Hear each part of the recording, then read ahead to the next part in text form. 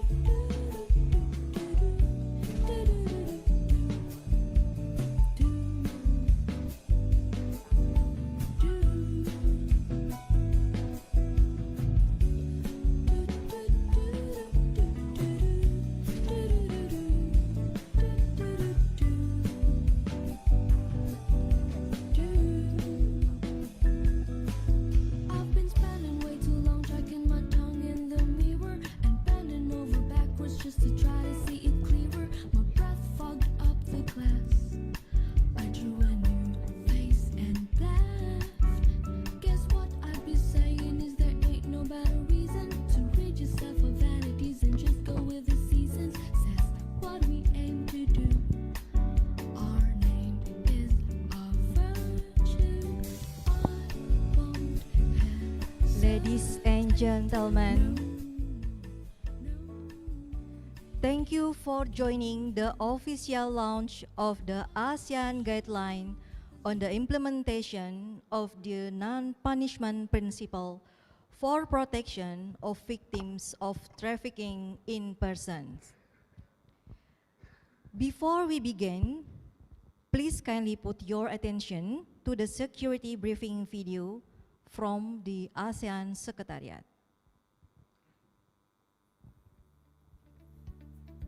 Welcome to the ASEAN Secretariat. Your safety and security are our top priorities. Please allow us to guide you through the building safety procedures in this video. Please pay close attention to all the instructions. The ASEAN Secretariat building is equipped with fire systems including public announcement systems, smoke detectors, heat detectors, fire extinguishers, fire hydrants, emergency exits, and emergency elevators. In case of emergency alarm situations, please stay calm and keep alert. In a fire emergency, follow our team's guidance to the assembly point in front of the ASEC Heritage Building flagpoles. In case of an earthquake, do not run outside. Take cover under a table until the shaking stops. Please stay away from windows and glasses. If you are instructed to leave the building, please remain calm. Follow the exit signs above your head and use the emergency stairs. Our security team will assist those needing special assistance to exit the building through the emergency elevators. Once outside, please wait for security clearance before re-entering the building. Thank you for your attention and cooperation. We wish you a successful meeting and a pleasant visit to the ASEAN Secretariat. Good afternoon, distinguished guests, esteemed representatives, ladies and gentlemen. Welcome to the official launching of the ASEAN Guideline on the implementation of the non-punishment principle for protection of victims of trafficking persons. My name is Agus Proclamanto. And my name is Enda Ramadini. We are from ASEAN Australia Counter-Trafficking Program here in Indonesia. We are honored to be your Master of Ceremony for this launching today. This launch is organized jointly by the ASEAN Intergovernmental Commission on Human Rights, or ICHR, The ASEAN Senior Official Meeting on Transnational Crime, or SAMTC, with the support from the Australia government-funded ASEAN Australia Counter-Trafficking Program. This launch will be conducted in English. A limited number of interpreter devices are available for in-person participants here in Nusantara Hall, and for online participants, you may select the interpretation button on your Zoom window. Interpretation is available in English, Bahasa Indonesia, Burmese, Thai, Vietnamese, Khmer, and Lao. We also have international sign interpreters on the screen for our on-site and online participants.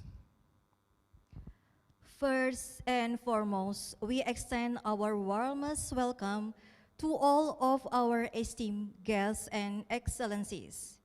It is an honor to have you with us today. His Excellency Bapak Mugianto, Vice Minister of Human Rights Republic Indonesia, which is still on the way. Her Excellency Tiffany McDonald, Australia's Ambassador to ASEAN. Her Excellency Ibu Anita Wahid, Representative of Indonesia to the ICHR 2025 to 2027, who joining virtually. His Excellency Edmund Bontaisun, Representative of Malaysia to the HR and Chair of HR 2025. Her Excellency Lilian M. De Leon, Assistant Secretary for International Relations, Department of Interior and Local Government, the Philippines, also representing SOMTC Philippines. His Excellency Mohd Fadli bin Ali, Principal Assistant Secretary, Council for Anti-Trafficking in Persons and Anti-Smuggling of Migrants, representing SOMTC Malaysia. His Excellency Brigadier General Police Dodit Prasetyo Aji, Head of International Cooperation Bureau of International Relations Division of Indonesian National Police, representing SOMTC Indonesia. Bapak Ali Murtado, Deputy Director of ASEAN Political Security Cooperations, Ministry of Foreign Affairs Indonesia, also representing HR Indonesia. Her Excellency Wahyu Ningrum, Executive Director of the ASEAN Parliamentarians for Human Rights, also the representative of Indonesia to the HR 2019-2024. We would like also to extend our warmest welcome to representative of ASEAN Secretariat, distinguished guests of SOMTC and HR delegates, representative of ASEAN sectoral bodies, and also all of our participants, both here in person in Nusantara Hall, ASEAN headquarters in Jakarta, and online. Excellencies, ladies and gentlemen, to officially open this lounge, we invite you to please rise if you are able, or remain seated respectfully for the ASEAN anthem.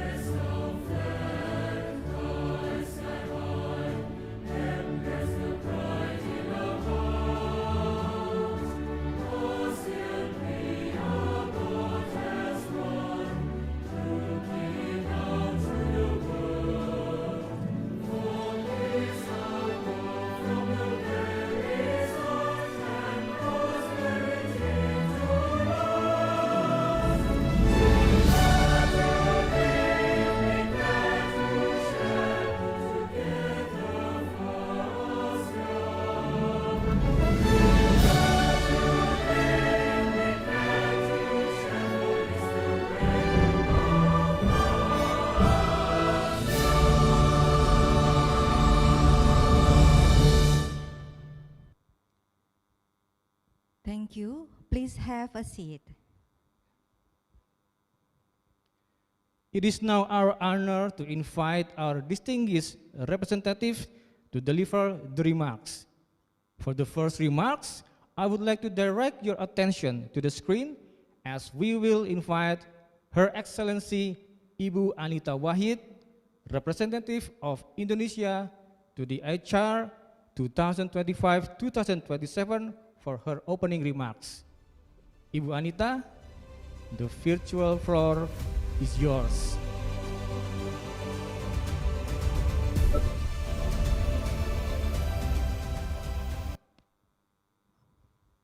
Your Excellencies, distinguished guests, partners and friends, good afternoon and welcome. It is my great honor to host such an important event today in the launch of the Guideline on the implementation of the non-punishment principle for the protection of victims of trafficking in persons. This document is the outcome of a long process of hard work, collaboration, and coordination in which everyone involved have contributed not only important insights, but also their heart and soul into it. Motivated by the awareness and understanding that trafficking in persons continues to be one of the most pressing and devastating challenges in our region, and also motivated by the growing commitment to fully address every aspect that comes with this challenge. This is more than just a release of a document. It is a call to action, a reaffirmation of our commitment to human rights, and a concrete step toward justice for those who have endured exploitation, coercion, and unimaginable harm. Victims are often criminalized for acts they were compelled to commit as a direct consequence of their trafficking. Whether it is immigration offenses, involvement in illicit trade, or even sex work, many are arrested, prosecuted, and punished when they should be protected and supported. This is where the non punishment principle becomes crucial. It affirms that victims of trafficking should not be punished for unlawful acts committed as a direct result of their trafficking experience. This principle is not merely a legal concept, it is a lifeline. It restores dignity, strengthens victim centered approaches, and ensures that protection, not punishment, is the foundation of our response. These guidelines provide a practical roadmap for governments, law enforcement, prosecutors, and service providers. They bridge the gap between law and implementation.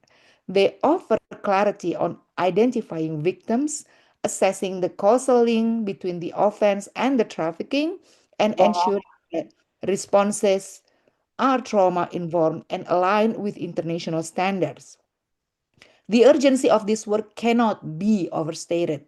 Around the world and also in our own region, victims continue to be re traumatized by the very systems meant to protect them. Misidentification, lack of awareness, and institutional barriers have made justice elusive. By launching these guidelines today, we are saying no more. No more criminalizing survivors. No more turning a blind eye to the structural failures that perpetuate injustice. No more placing the burden on the victim to prove their worthiness of protection. Let this launch be a beginning, not an end. Let it inspire coordinated action across sectors, stronger partnerships, and continued learning. And let us commit to ensuring that every victim of trafficking is treated not as perpetrator, but as a survivor with rights, dignity, and agency.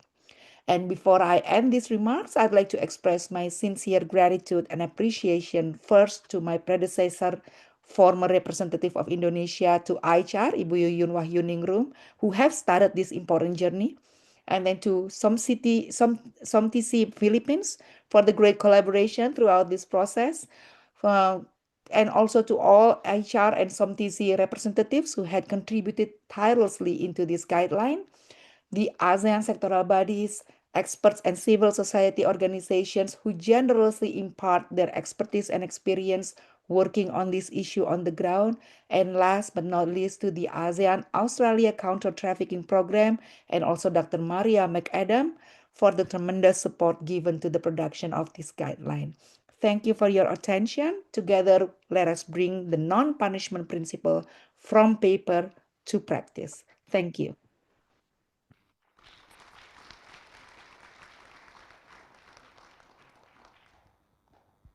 Thank you, Ibu Anita. Ladies and gentlemen, Excellencies, a warm welcome to our special guest today, His Excellency Bapak Mugianto, Vice Minister of Human Rights, Republic of Indonesia. Welcome, Bapak. Thank you for joining us today.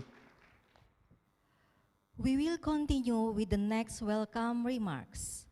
Please welcome Her Excellency Lilian M. De Leon, Assistant Secretary for International Relations, Department of Interior and Local Government, also representing SOMTC Philippines. Assistant Secretary De Leon, the floor is yours.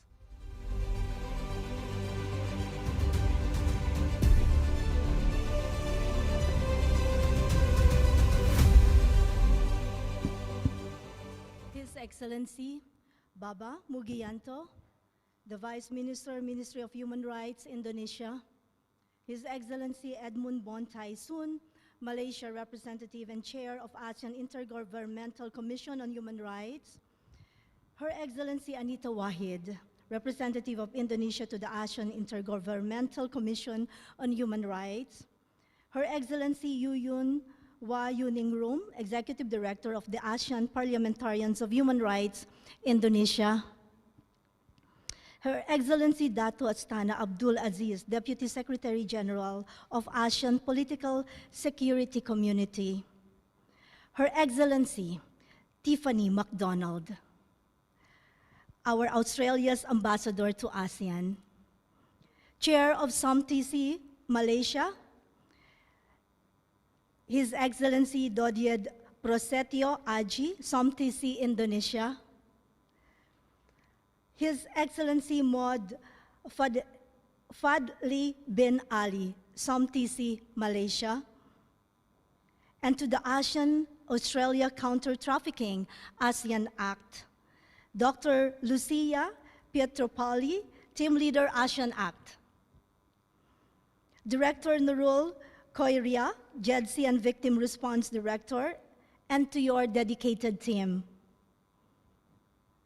To ASEAN SOMTC Philippines attending in person, Attorney Iza Marie D. Laurio Abadiano and Colonel Benjamin D. Cadiente Jr., ASEAN member states, Timor-Leste, the ASEAN Secretariat, and to all delegates present today, a pleasant afternoon. Salamat siang. Can we give ourselves a round of applause, please?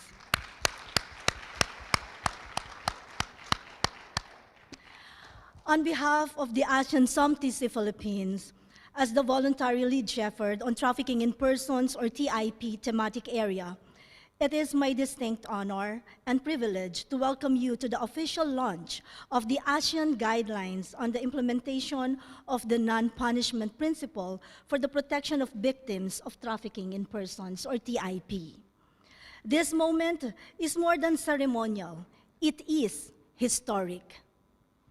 Today, we affirm together that the region's response to trafficking will never come at the expense of those who have suffered. Instead, it will be built on the firm ground of dignity, compassion, and justice. While the guidance are non-binding, its moral and legal weight is undeniable.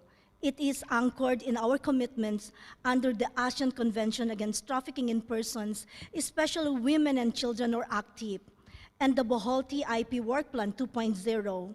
But more than that, they are rooted in our shared aspiration to uphold a Southeast Asia where no victim is punished for the crimes they were forced to commit under coercion, threat, or exploitation. This milestone is the product of genuine dialogue, crafted through the careful hands of our communities, our experts, our justice systems, and most importantly, our survivors based on consolidated examples and cases. And we are proud to say that the process itself was a model of ASEAN collaboration, one marked by equal partnership between SOMTC and HR, and generously supported by the Government of Australia through ASEAN Act. For SOMTC Philippines, our support for this guideline is not simply procedural. It is grounded in experience and in deepening awareness of how complex trafficking cases truly are. Let it catalyze training, legislative reform, and interagency coordination that reflect the realities and resilience of those we are duty-bound to protect. We know that implementation will not be identical across our member states, nor should it be. What matters is that we remain committed to the principle that no one should be punished for actions taken as a consequence of being trafficked. So today, through this launching, we recommit not just to the words of the guideline, but to the ongoing work it invites. Let this moment remind us, in the face of transnational crime, our task is not only to secure borders or enforce the law, it is to restore humanity where it has been stripped away. It is to ensure that justice does not arrive too late, or worse, in the wrong form. And above all, It is to remember that every legal response must begin with the person at the center of harm. Thank you very much, and mabuhay. God bless everyone.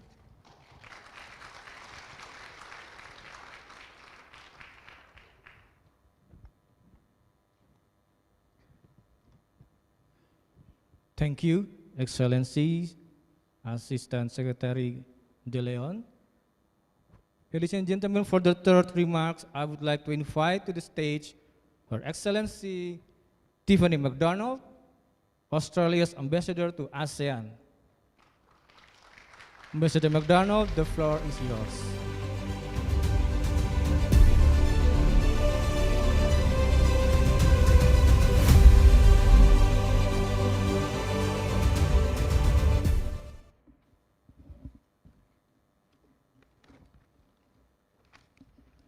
Selamat siang, good afternoon, colleagues, ladies and gentlemen.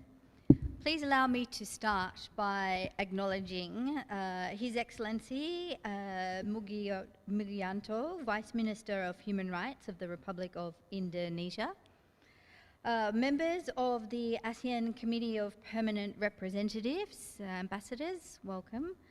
His Excellency Edmund Bontaisun, AICHA Representative for Malaysia and AICHA Chair for 2025. Her Excellency Lilian De Leon, Assistant Secretary for International Relations, Department of the Interior and Local Government for the Philippines. SOMTC Representative for Malaysia and SOMTC Chair for 2025, His Excellency Muhammad Fadli bin Ali. Brigadier General Dodi Prasetyo Aji, Head of International Cooperation for Indonesian Police. Virtually and hopefully in Australia, Her Excellency Anita Ashibini, AICHA Representative for Indonesia. Her Excellency Yoyon Wayu Ninangrun, who was Her Excellency Anita's predecessor, and welcome again. Representatives of the ASEAN Secretariat, distinguished partners, guests, ladies and gentlemen, ASEAN Act and ASEAN Mission for Australia participants, welcome all. It is a pleasure to be a part of the launch of the ASEAN Guideline on implementation of the non-punishment principle for protection of victims of trafficking in persons, an important milestone in progressing ASEAN's rights-based response to trafficking in persons. Trafficking in persons remains one of the most pressing challenges of our time, with the crime constantly evolving due to technological advancements and increasing numbers of criminal syndicates. As everyone here today knows, we are witnessing a proliferation of scam centres around the region, with thousands of people from across the globe, including in Southeast Asia, being trafficked into them. These individuals suffer terrible abuse and exploitation, forced labour, and long-term harm.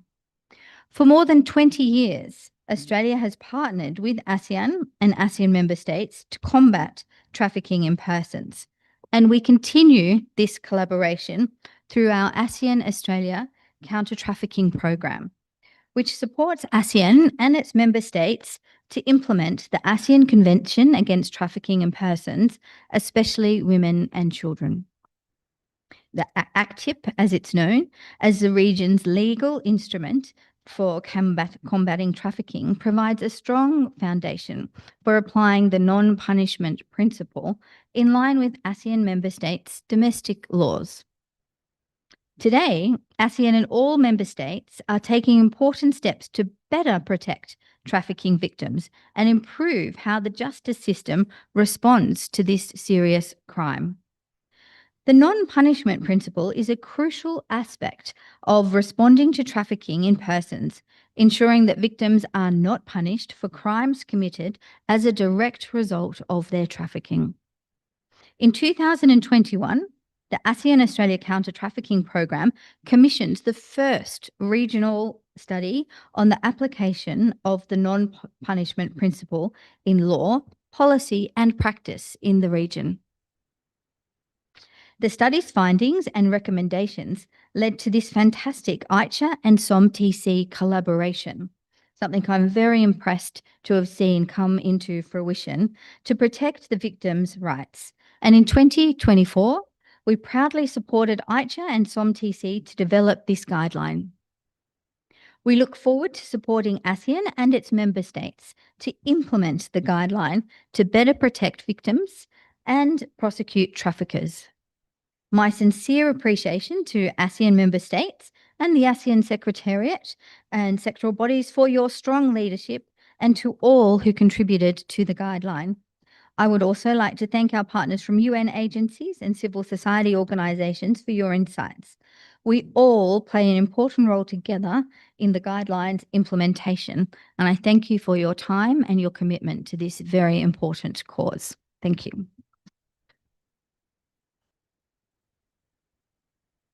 Thank you very much, Ambassador McDonald.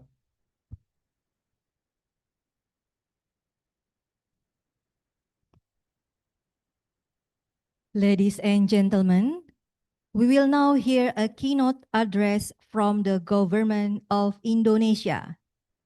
It is our honor to welcome His Excellency Bapak Mugianto, Vice Minister of Human Rights of the Republic of Indonesia, to deliver his keynote speech. Following the speech, we kindly ask His Excellency to remain on stage for the launching ceremony. Your Excellency, Bapak Mugianto, the floor is yours.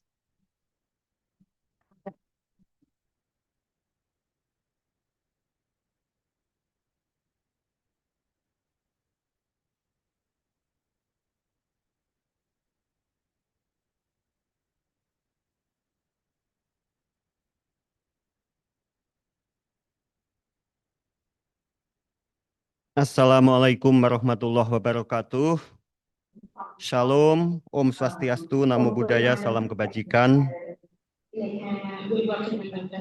Distinguished delegates, representative of Indonesia to AICHA, Ms. Anita Wahid, who is joining online. Her Excellency Lilian De Leon, Assistant Secretary for International Relations, Department of the Interior and Local Government of the Philippines, the SOMTC, the Philippines, Australian Ambassador to ASEAN, Her Excellency Tiffany McDonald, ASEAN Senior Official Meeting on Transitional Crime, SOMTC Leader, the Philippines, Mr. Nestor B. Sanares, representative of ASEAN member states, representative of AICHA of the ASEAN member states, representative of the Indonesian government, my colleagues from the Ministry of Foreign Affairs, my colleague from international organizations who are here and online, my friend and colleagues from civil society organizations, ladies and gentlemen, it is an honor for me to have you all here today. On behalf of the Indonesian government, let me address this important forum that declare our strong commitment to upholding the right and dignity of the victims of trafficking in person within ASEAN community.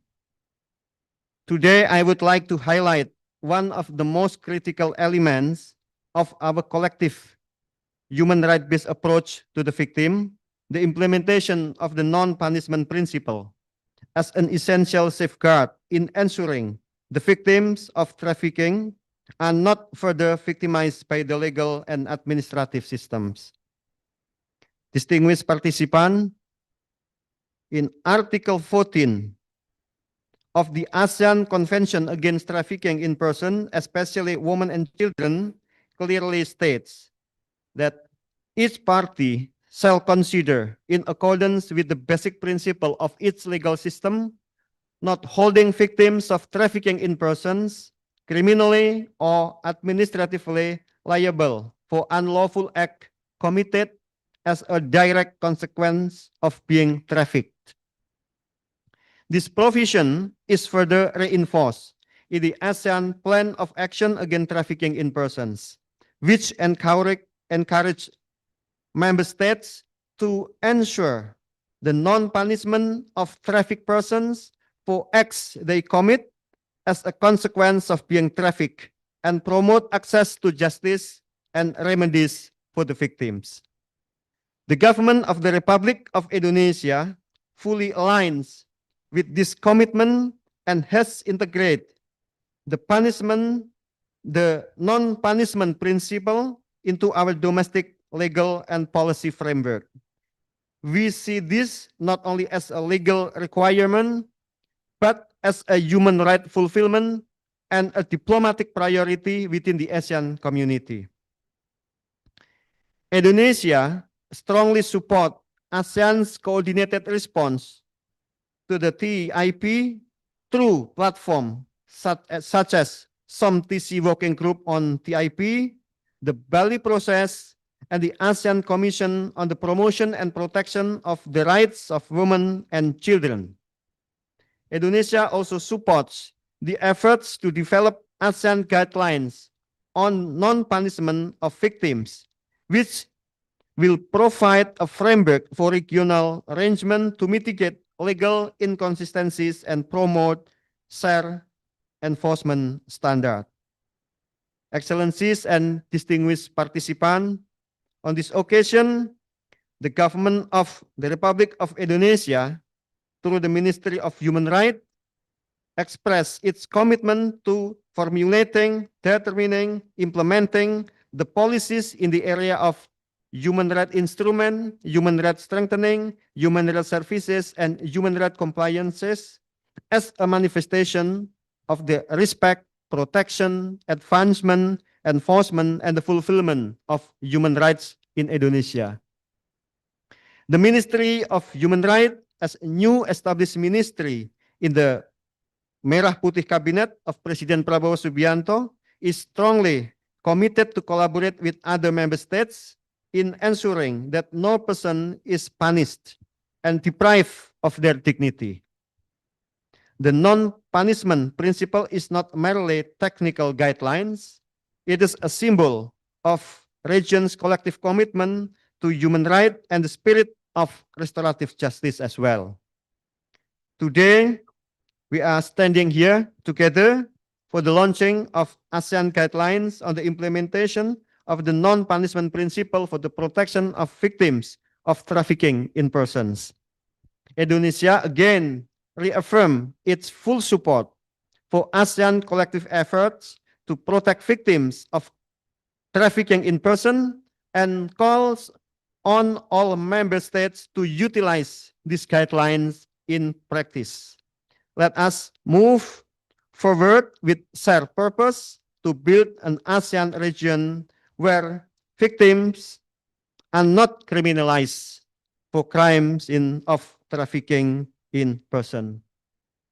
Thank you very much. Terima kasih. Wassalamualaikum warahmatullahi wabarakatuh. Om Santi Santi Santi. Namo Buddhaya. Thank you. Thank you, Your Excellency. Again, we kindly ask Bapak Mugianto to remain on stage for the launching ceremony. Oh yeah. Allow us a few minutes for preparations. Ladies and gentlemen, and distinguished guests, we have now come to a special moment in today's launch, the official unveiling of the ASEAN Guideline on the implementation of the new non-punishment principle for protection of victims of trafficking in persons. We would like to invite our esteemed representatives to come to the stage. Our organizer team will usher you to your respective position. Her Excellency Lilian M. De Leon, Assistant Secretary for International Relations, Department of Interior and Local Government, the Philippines, also representing SOMTC Philippines. Bapak Ali Murtado, Deputy Director of ASEAN Political Security Cooperations, Ministry of Foreign Affairs Indonesia, representing HR Indonesia. His Excellency Moh Fadli bin Ali, Principal Assistant Secretary, Council for Anti-Trafficking in Persons and Anti-Smuggling of Migrants, representing SOMTC Malaysia. His Excellency Edmund Bon Tai-sun, Representative of Malaysia to the HR and Chair of HR 2025.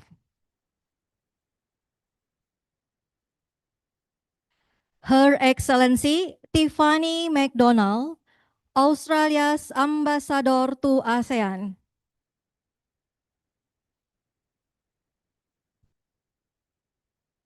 And His Excellency Brigadier General Police Dodit Prasetyo Aji, Head of International Cooperation Bureau of International Relations Division of Indonesian National Police, representing SOMTC Indonesia. Excellencies, we now invite the representative standing at the nearest poster to unveil the cover together on the count of 3, 2, 1. Please unveil. Thank you. Round of applause, everyone. And we will now proceed with a photo session with the posters. Can you remain on stage? Yes. And we'd like to invite Ibu Anita also. Good afternoon, Ibu. Nice smile from here. Yes. Thank you. 3, 2, 1 for. Okay. Another one for ASEAN handshake. The famous ASEAN handshake.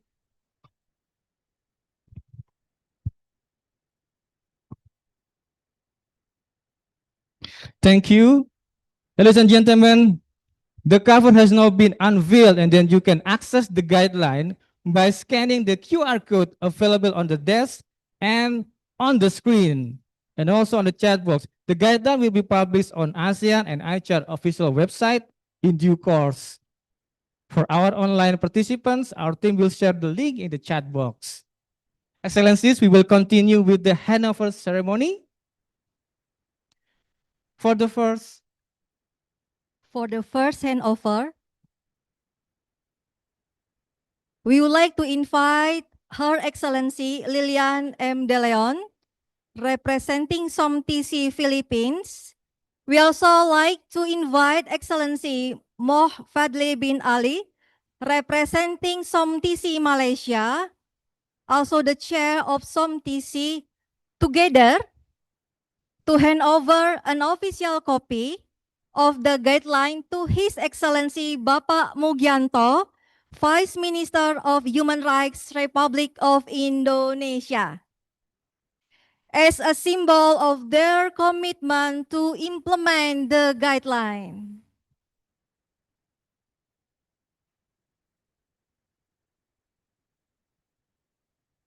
Thank you, Bapak Mugianto, Assistant Secretary Lilian, and Mr. Fadli. You may now return to your position. The second handover, hang on, the music is not stopped yet. I would like to invite Bapak Ali Murtado, Deputy Director of ASEAN Political and Security Cooperations, Ministry of Foreign Affairs, representing HR Indonesia, who will be accompanied by Excellency Bon Tai-sun, HR Chair 2025, and hand over a copy of guideline to representative of Indonesian law enforcement agencies to symbolize the commitment in applying the non-punishment principle.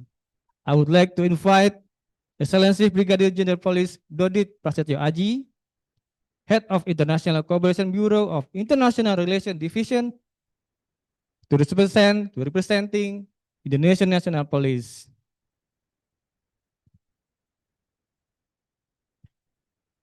And I would like to also invite to the stage Judge Bambang Heri Mulyono. Judge Bambang Heri Mulyono is the head of Agency for Policy Strategy, Judicial Education and Training, Indonesian Supreme Court. And yes, to Pak Bambang, please.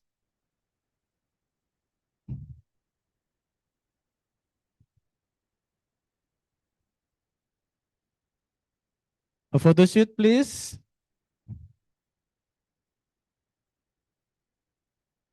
Thank you. Judge Bambang, you may return to your seat. The third and last handover, I would like to invite Her Excellency Tiffany McDonald, Australia's ambassador to ASEAN, who will hand over a copy of the guideline to the representative of ASEAN Commission on the Promotion and Protection of the Rights of Women and Children, ACWC.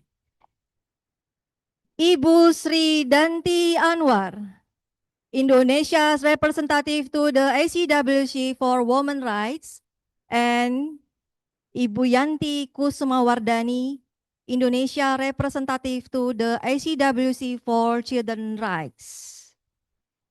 First, to Ibu Sri Danti Anwar.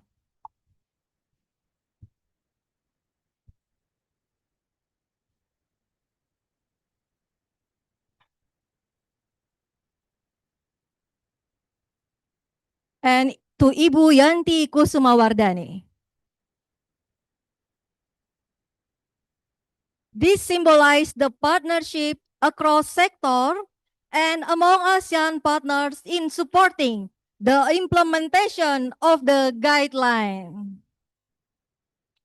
Thank you, Ambassador McDonald, Ibu Danti, and Ibu Yanti. You may return to your seats. Excellencies, to conclude this ceremony, we will continue with a group photo with all of our guests and participants. May we kindly ask our Excellencies and representatives to stand at the front, step down from the stage.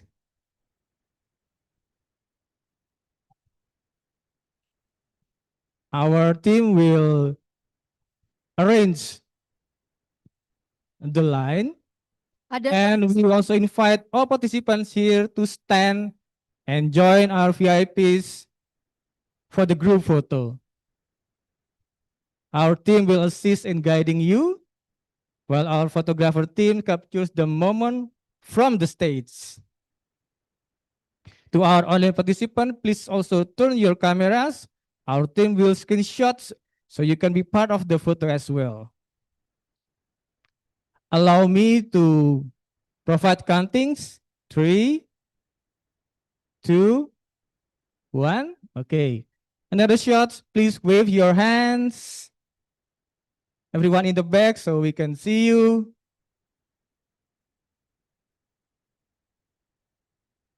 It's good to see the face and online. Thank you. Okay. Thank you, Excellencies.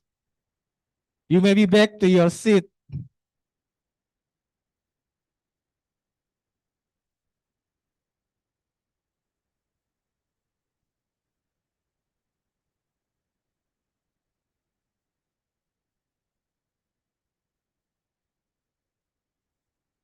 Thank you again, Your Excellencies, for joining our launch event today.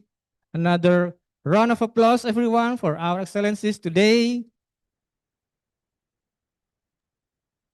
As we move to our next agenda and prepare for the panel discussion, we will first present a short video animation.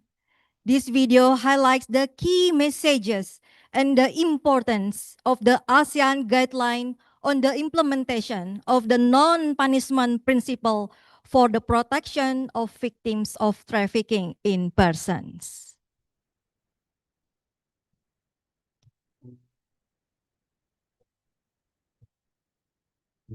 Lek was promised a high-paying job abroad, but upon arrival, his passport was confiscated, and he was forced to work in an online scamming operation. Under constant threat and surveillance, he was made to create fake profiles and deceive people into transferring money to the traffickers. Upon his escape, Lek feared punishment for his actions and was worried about reporting to the authorities. Trafficking in persons is a grave violation of human rights. It involves the exploitation of individuals through force, fraud, deception, or coercion or other tactics. Victims like Lek are made to participate in unlawful actions as a direct result of their trafficking. They may even be prosecuted as offenders if they are not properly identified and protected as victims.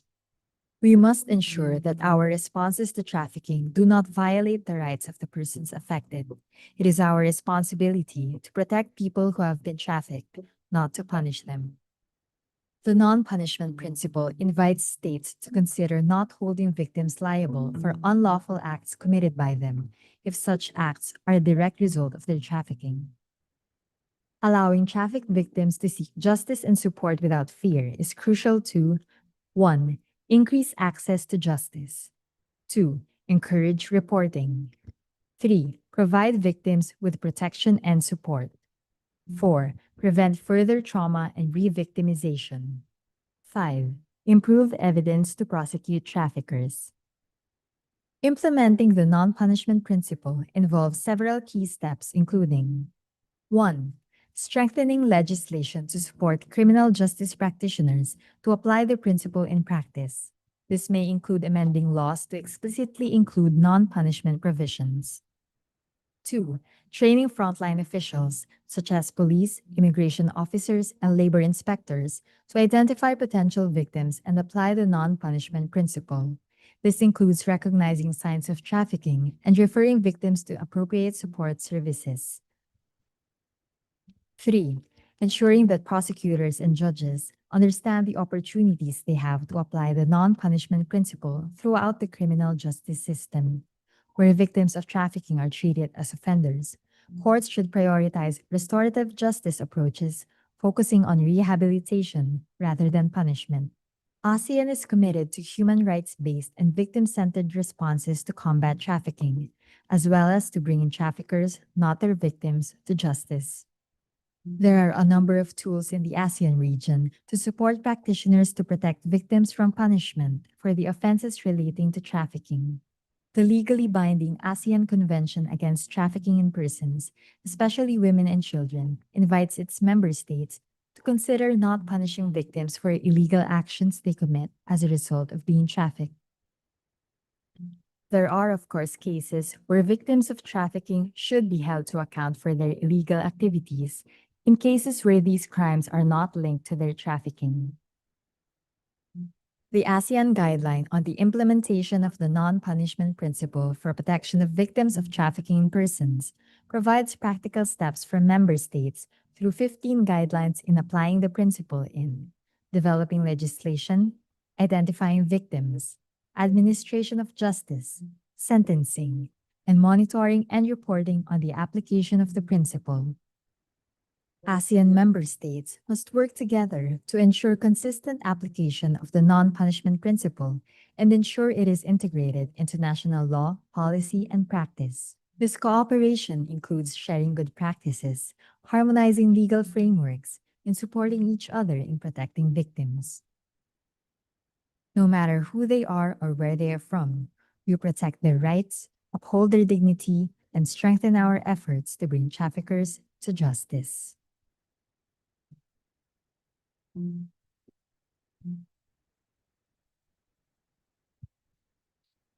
Thank you. Ladies and gentlemen, before we begin the panel discussion, please note that the guideline is accessible via QR codes displayed on the screen at the registration desk and also in the chat box for the online participants. We also welcome your feedback on the launch event and kindly scan the feedback form available on your desk, on your screen, and also on the chat box. We now begin our panel discussion on the critical topic, safeguarding the human rights of trafficking victims and the importance of applying the non-punishment principle in anti-trafficking efforts. This session will be facilitated by Attorney Iza Mari de Laurio, Assistant Director from the Department of the Interior and Local Government, DILG of the Philippines, representing SOMTC Philippines.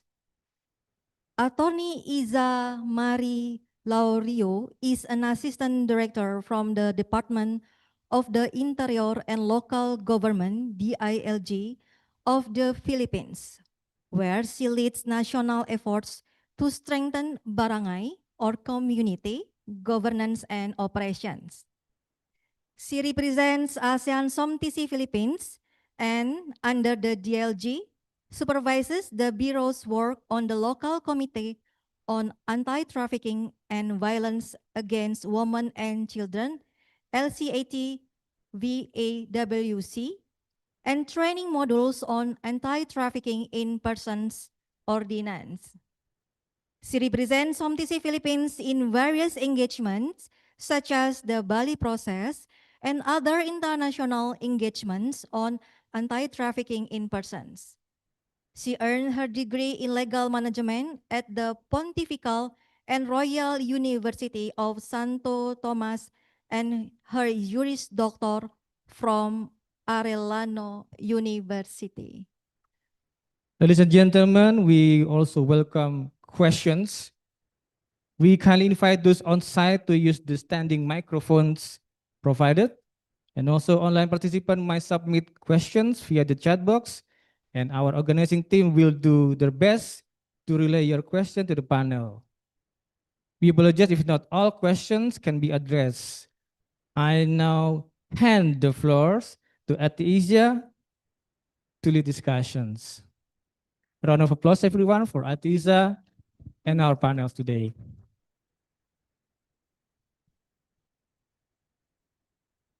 Thank you very much, Enda and Agus, for that very warm introduction. So again, welcome to this timely and important panel discussion, Safeguarding the Human Rights of Trafficking Victim, Why Non-Punishment Principles Matter in Combating Trafficking in Persons. This discussion centers on the foundational principle that must guide all our anti-trafficking responses, that victims should not be punished for acts they were compelled to commit as a direct consequence of their trafficking experience. And upholding this principle is critical to victim protection, access to justice, and ensuring that our systems are trauma-informed and rights-based. Now to proceed with our panel discussion. To begin, it is my distinct honor to introduce our first speaker. Her Excellency Yuyun Wayuning Rum, the Executive Director of the ASEAN Parliamentarians for Human Rights. Ibu Yuyun Wayuning Rum is an Indonesian human rights practitioner who served 2 terms from 2019 to 2021 and 2022 to 2024 as her country's representative to the ASEAN Intergovernmental Commission on Human Rights. She is a PhD candidate in Global Governance Law and Social Justice at ISS Erasmus University. Ibu Yuyun, the floor is now yours. Sorry. Good afternoon, everyone. Assalamualaikum warahmatullahi wabarakatuh. I'm very happy that this guideline finally launched. It took a very long time to discuss it, and it has been a very meaningful and substantive discussion among ASEAN member states, ICHO representative, and others. So I've prepared my talking points, but it seems like I have to remove some because it has been mentioned several times. So I will just go into this one. In recognition of the growing need for clarity and coherence, ICHR, ASEAN Intergovernmental Commission on Human Rights, and SOMTC jointly developed the ASEAN Guideline on the implementation of the non-punishment principle. It was built through an inclusive, consultative process with inputs from government agencies, human rights institutions, civil society actors, survivors of trafficking. The guideline provides a roadmap to all relevant actors. Number one, at the point of the first contact, police, immigration officers, and social workers must be trained to identify indicators of trafficking and avoid arrest or detention where possible.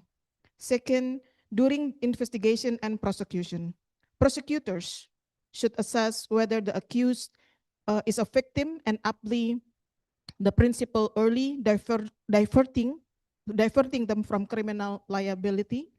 And the third, in court proceeding, judges should be empowered to consider trafficking as a mitigating or exculpatory factor. And the fourth, after conviction, there must be pathways to appeals, impungement, or invalidation of criminal records and access to remedies. While some ASEAN member states already recognize the non-punishment principles in law or policy, implementation remain uneven. Challenges include, as we have been hearing this in our consultations last year, narrow interpretation of what constitute as direct consequence of trafficking, limited legal protection for certain groups such as migrant workers, individual, LGBTIQ, and also children. Lack of coordination between the law enforcement, prosecution, and protection services. The guideline seeks to harmonize understanding and practice, encouraging states to apply the principle across all relevant offenses, including those perceived as serious or complex, such as drugs smuggling or cyber crimes. But we also recognize that there is a common concerns raised in the potential misuse of non-punishment principle by those seeking to avoid accountability. However, the far greater risk lies in failing to protect genuine victims. The right-based implementation of the principles require proper screening mechanisms, trauma-informed assessments, and capacity building of all justice sector stakeholders. Realizing the promise of the guideline require action from every level. State must reform laws and train officials. Judiciaries must develop jurisprudence and affirms the principle. National human institutions must monitor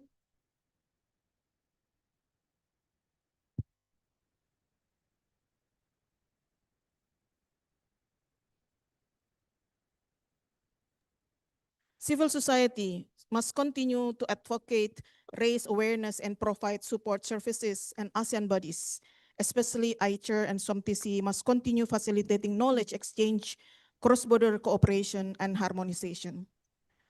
I would like to use this opportunity also to highlight on the effective monitoring compliance with the non-punishment principle, which I think very, very important. Key system and strategies should include, for monitoring compliance, number one, dedicated national monitoring bodies. Government should establish empowered independent national bodies, such as national rapporteurs or interagency task force on trafficking that already established in 10 ASEAN member states in different names, to oversee the implementation of anti-trafficking laws, including the non-punishment principle, as this provision already included in 10 ASEAN member states laws. Number two, case tracking and data collection system. An integrated data management system should be developed to track trafficking cases from identification to resolution, including whether the non-punishment principle was invoked or overlooked. The system must disaggregate data by gender, age, type of exploitation, and the nature of the offense. Number three, judicial and prosecutorial oversight mechanism. Internal review boards within law enforcement agencies and prosecution offices should be tasked by auditing trafficking cases to verify adherence to the non-punishment principles.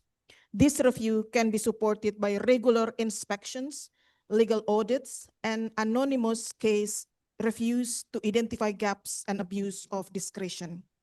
4, victim-centered complaint and redress mechanisms. Trafficking survivors must have accessible and confidential avenues to report violation of their rights, including wrongful arrests, detention, or prosecutions. National human institutions, ombudsperson, or dedicated complaint desk can provide this function with the mandate to investigate and recommend collective action. Number 5, regular peer review and reporting. At the ASEAN level, peer review mechanism, similar to the Universal Periodic Review or UPR, can be adapted to assess member states' compliance with active obligations, including the non-punishment principles. Annual or biannual reports could be submitted to the regional body, such as ICHR or ACWC, or maybe the collaboration between ICHR, ACWC, and SOMTC, with the space for civil society to provide shadow reports. Number 6, capacity building and legal guidance. Accountability is strengthened when duty bearers understand how to apply this principle. Regional and national judicial training institutions should issue guidance notes, decision-making flowcharts, and conduct regular training for police, prosecutors, and judges on identifying trafficking indicators and applying the principle consistently. Number 7, and maybe this is the last suggestion I would like to table here, civil society monitoring and strategic litigation. NGOs and survivor-led organizations must support it to play watchdog role by monitoring the implementation, providing legal aid, and pursuing strategic litigation in cases where the non-punishment principle is ignored. Public interest cases can set legal precedents and increase judicial awareness of international standards. By institutionalizing these systems and mechanisms, ASEAN member states can move from ad hoc, discretionary application of the non-punishment principle to a standardized, accountable practice that truly protect the right of trafficked victims and strengthen the integrity of the justice system. I thank you very much. Thank you, Ibu Yuyun, for that insightful overview and for grounding us in the human rights principle that guide this work. We will now hear from various stakeholders and ASEAN member states to better understand country experiences, implementation challenges, and opportunities for synergy. To begin our sharing, I'd like to invite Lieutenant Colonel Nguyen Tan Bin. He is the Deputy Chief of ASEAN Division, Foreign Relations Department, Ministry of Public Security of Vietnam, and SOMTC Vietnam representative. Lieutenant Nguyen Tan Bin holds a BA in Foreign Languages from the People's Public Security Academy and an MPP from Meiji University in 2017. Since joining Vietnam's Ministry of Public Security in 2002, he spent nearly 20 years in foreign relations overseeing ASEAN and Southwest Asian law enforcement cooperation and served in the Security Cooperation Division at the ASEAN Secretariat from 2021 to 2024, specializing in human trafficking prevention and victim protection. Okay, so we'll just have a very little changes. I'll now call the other panelists. The other panelist, our next panelist, is joining us online, Dr. Marika McAdam. She is an international law and policy advisor of the ASEAN Act, who has long championed the integration of the non-punishment principle in regional anti-trafficking frameworks. Dr. Marika McAdam is ASEAN Act's international law and policy advisor with nearly 20 years experience consulting on trafficking in persons and related issues for the UN, Chatham House, BBC Media Action, and others. She has trained law enforcers and lawmakers, conducted legal or legislative reviews and qualitative research, and serve on advisory boards and intergovernmental delegations across regions from the Southeast Asia, to Balkans. So she will join us online. Hi, Doc Marika. And our last panelist for today, it's Mr. Taisuke Komatsu. You may please join us here in the stage. Mr. Taisuke Komatsu, the Associate Human Rights Officer on Migration at Asia Pacific, UNOHCHR. Taisuke Komatsu is a human rights officer at OHCHR in Bangkok, where he advances a rights-based approach to migration in Asia Pacific through research, training, and advocacy. He previously served as IMADR's Geneva representative and holds an MA in Theory and Practice of Human Rights from the University of Essex. Okay, so let us now proceed. Lieutenant Colonel, maybe you may start the panel discussion. Thank you very much, the MC, and hello everyone. Thank you for giving me a very good opportunity to be here during this historic event for the official launching of the non-punishment principle for protection of the victims of the trafficking in persons. And I'm very honored to be here today, and I would like to share with you the national efforts of Vietnam to make our national legislation to be aligned with the international norms and rules. Recently, Vietnam National Assembly just passed the revised law on trafficking in persons. We call that is the law on trafficking in persons 2024, which will be in effect on July 1st, 2025, just 1 month to go. And this law is a move of the Vietnam's government to make it a more comprehensive approach, as well as measures with the victim-centered approach for the fight against trafficking in persons. And of course, it is also allied with the international and regional treaties, which Vietnam is a side members, including the ASEAN Convention on Trafficking in Persons, especially women and children, we known as ACTIP. And I would like to emphasize the Article 4, Paragraph 5 of this law, which stipulates the principles for the practitioners in handling the trafficking in persons.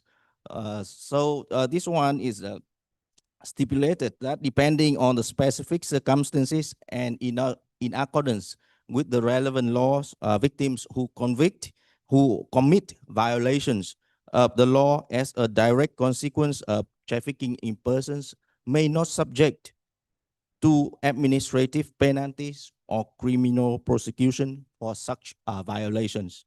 I think in our view, this principle is quite suitable and aligned with our launch of the non-punishment principle today, which we can help and spread this stipulation throughout our region as well as the other member states. And this one is also open up the flexibility for practitioners to apply the non-punishment principle for the victims of trafficking in persons. In addition, the law is also have many stipulations to protect the victims, or we call that is the potential victims, who are still under process of identifying whether he or she are the victims of trafficking in persons or not. So it means that the protection is still give or grant to the potential victims. Yes. And one more thing, I would like to share with all of you here today. That is the related to the stipulations in the Penal Code 2015 of Vietnam. We have Article 21, 22, or 23. All of these article, have this the stipulation to for the practitioners to examine the or to avoid the applying criminal liability for the victims of the trafficking in persons. In details, the Article 1, that is we call that lack of criminal capacity, because as you may be aware, that like the victims may be the mental, psychological health or disability, or who may be forced or to be threatened to be the victims of the trafficking in persons. That's why we also provide prosecution for them through this Article 21 in the Penal Code of Penal Code 2015 of the Vietnam. And one more thing, that is the justifiable force.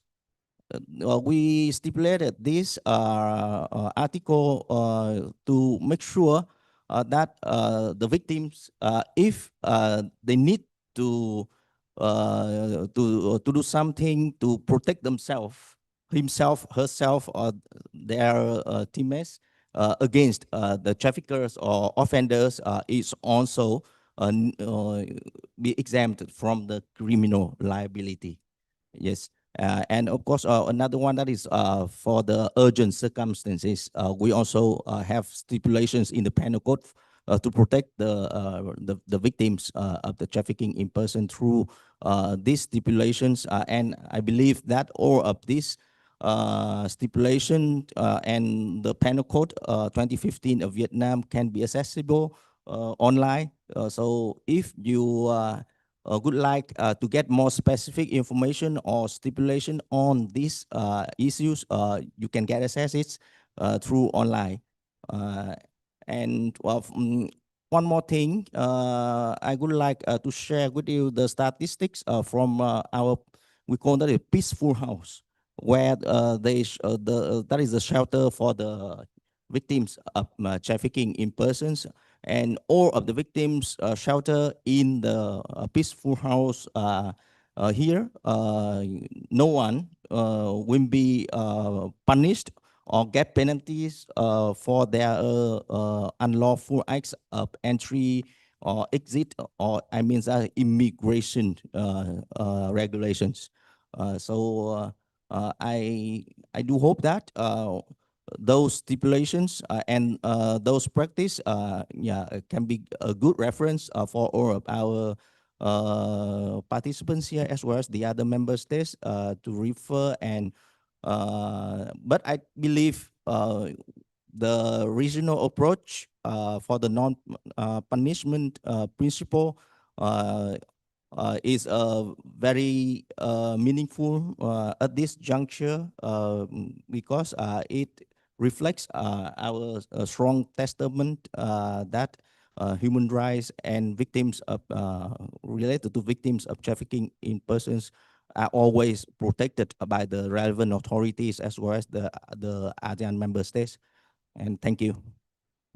Thank you very much, Lieutenant Colonel Bin, for sharing Vietnam's efforts and perspectives on important issues. So what I got from Lieutenant Colonel, they have now the revised law on trafficking in persons. This law is a move of Vietnam's government, and it is a victim-centered approach for trafficking in persons cases. And now, because of these updates, we can now see that this aligns more with the non-punishment principle. And as shared by Lieutenant Colonel, the laws that he shared to us can be also or easily be read and online, right, sir? Okay, now joining us online, we'll hear from a valued partner in strengthening legal and policy coherence across the region. Joining us online, Dr. Marika McAdam. Hi, Dr. Marika. The floor is now yours. Thank you so much, Attorney Izza. Good afternoon, Excellencies, colleagues, my fellow panelists. I'm so very pleased to be joining you on this auspicious day that, as Ibu Yuyun said, has been a long time coming, and I can feel the enthusiasm and momentum through the internet, so I'm delighted to be there. I will use my time to very briefly address the international context of the non-punishment principle, offer some examples of its application in practice, and I'll end by sharing some reflections on the application of the non-punishment principle to the current human trafficking crisis we are facing of forced criminality. So the international context of the non-punishment principle, we know that it is explicitly included in the ILO Forced Labor Convention, but it is not in the Trafficking in Persons Protocol. We can, of course, though, read it into that international framework by looking at those instruments and the purpose being to target transnational organized criminals and to protect their victims. And it becomes very clear when we look at that we are not fulfilling the purpose of that international law if we punish the people who have been victimized by transnational organized crime and we allow organized crime groups to escape justice. Therefore, the non-punishment principle is clearly conveyed through instruments including recommended principles and guidelines of Thai's office, the OHCHR, and in Special Rapporteur of Trafficking and Persons report. So it has a really strong basis. Then when we moved to the regional level and we look what happened there, I think that gives us some real insight into how imperative this principle is. So we know that the principle is not captured in the Trafficking in Persons Protocol, but it is captured in the European and the ASEAN regional frameworks. So what does that tell us? Well, it tells us that the recognition of the principle is a result of lessons learnt in counter-trafficking practice. Years of implementing the international framework showed that punishing victims for unlawful activities that they're involved in as a result of their trafficking is detrimental to counter-trafficking efforts. And drafters of the regional frameworks that worked to regionalize the international law, and I'm including the Council of Europe and then later ASEAN through the ASEAN Convention on Trafficking in Persons, those people who were entrusted with that task had learned that states' counter-trafficking objectives are not served where victims are punished for unlawful activities that they commit as a direct result of being trafficked, and that where states do punish victims for what their traffickers have made them do, this is helpful to traffickers who are empowered and emboldened to continue their criminal enterprises. So for these reasons, the non-punishment principle is usefully understood as being in service of state obligations, firstly, to protect victims and uphold their rights, as has been discussed. And they have those rights by virtue of human rights law, but also by virtue of their status as victims of serious crime. And importantly, it is also in service of state obligations to prevent and combat trafficking in persons and to dismantle the organized crime groups who are involved and hold perpetrators to account. Now, we of course know that there are situations where victims of trafficking can and should be held to account for their unlawful activities, but where those activities are connected to their trafficking, it is traffickers who should face the wrath of the justice system. And an important function of the non-punishment principle, which is captured in ACTIP and it's captured across domestic law in the ASEAN region, is to serve as a reminder to states to remain vigilant in the pursuit of traffickers as the target of their criminal justice efforts and to give practitioners a tool to that end. And there are several promising examples of the non-punishment principle being applied in practice around the world. Globally, we can see that practitioners are becoming more adept at recognizing the subtle means that traffickers use to control their victims. Victims trafficked into sexual exploitation are increasingly recognized as victims and protected rather than being punished for prostitution-related crimes, even in jurisdictions where commercial sex is prohibited. And the same is true in other contexts too. For instance, in Ireland, in New Zealand, in Indonesia, where trafficked fishers have been recognized as victims and helped to return home rather than being penalized for their involvement in IUU fishing. Recently, the inclusion of the non-punishment principle in the Belgian Criminal Code has been protect foreign victims, including from Nigeria and from Morocco, from being punished for document-related offences and crimes they are trafficked to commit. And I commend my colleague from Vietnam for the opportunities that your law will now provide you to achieve similar results. And then, of course, we have landmark cases at the level of the European Court of Human Rights involving children trafficked from Vietnam into the UK to cultivate cannabis, where the court found that a state that fails to provide clear reasons for prosecuting a known victim of trafficking may be in violation of its obligations to counter trafficking. And indeed, we have similar recognition in the UK in its county lines cases involving exploitation of children in drug trafficking. And there have been cases in Latin America where countries have applied restorative justice approaches to marginalize youth who have been trafficked into criminal gangs rather than punishing them for gang-related activities. And in West Africa, we had the Community Court of Justice of ECOWAS rule that where Niger had violated the rights of a girl by prosecuting her for bigamy, though she had been sold into slavery as a wife. And there are examples from countries as diverse as Colombia to Kazakhstan, where people who have initially seemed to be terrorists or members of armed groups have been recognized as victims of trafficking and thereby been able to access protection and asylum and not be prosecuted. And that approach is, of course, in line with a Security Council resolution. So the point to emerge from this very broad sweep of examples is that as counter-trafficking experience increases, practitioners have become more adept at recognizing victimization in increasingly complex trafficking cases. Which brings me to my final point, being the crisis we are facing in this region of trafficking into forced criminality, which of course should serve as an urgent call to step up with the implementation of ACTIP. As has been stated already, the non-punishment principle is explicit in the legal framework of this region, but its shortcomings in implementation has allowed organized crime groups to deflect the risk of prosecution away from themselves and onto their victims. The critical point to make then is that where we do this, we are depleting very scarce criminal justice resources.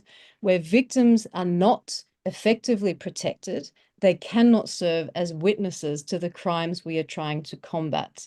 And this is particularly concerning in a context where we have over-reliance on victim testimony in trafficking cases across their region, and their participation in criminal justice processes is unlikely where they fear being punished for their involvement in unlawful activities, and in the absence of proactive investigations, which underlines how punishing victims plays into the hands of traffickers as it serves to neutralize the potential evidence against them. Therefore, the application of the non-punishment principle is revealed to be not only essential for victims' protection, but also to gather evidence of serious crime in the ASEAN region, including for scamming, including for money laundering, including for corruption, affecting people around the world.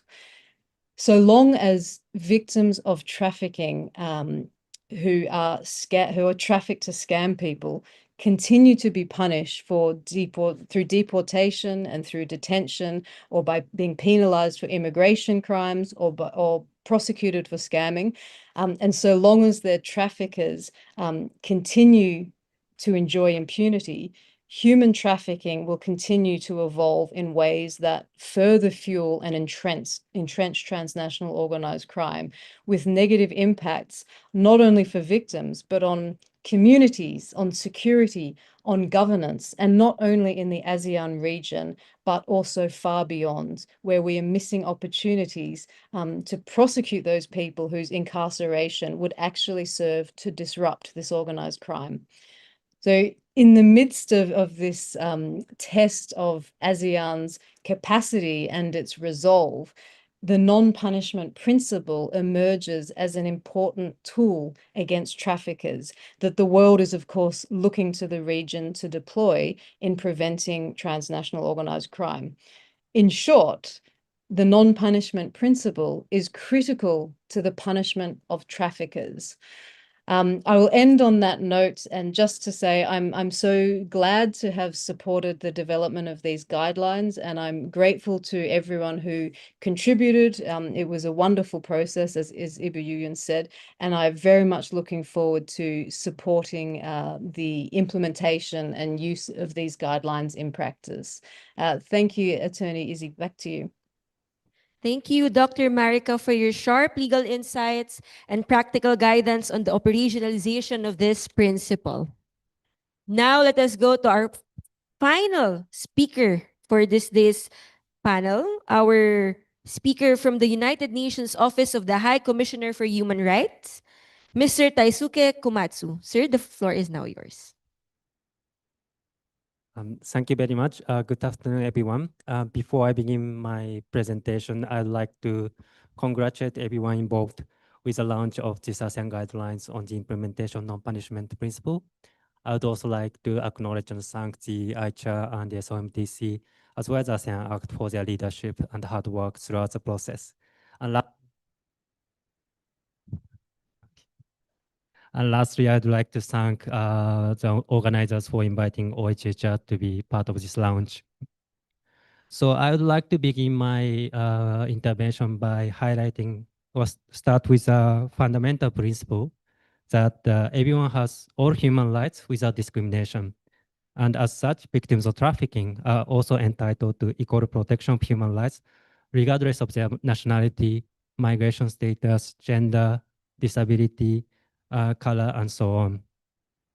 And these rights include, but not limited to, freedom from slavery, torture, arbitrary detention, access to justice and remedy, and the rights to health and adequate standard of living, as well as freedom of movement. And to protect their rights, states have a legal obligations to identify victims of trafficking and provide protection and support, including access to justice and rehabilitation. And it's clear from this point that the non-punishment principle is a human rights principle. It is first articulated in the OHHR guidelines and principles and guidelines on human rights and human trafficking.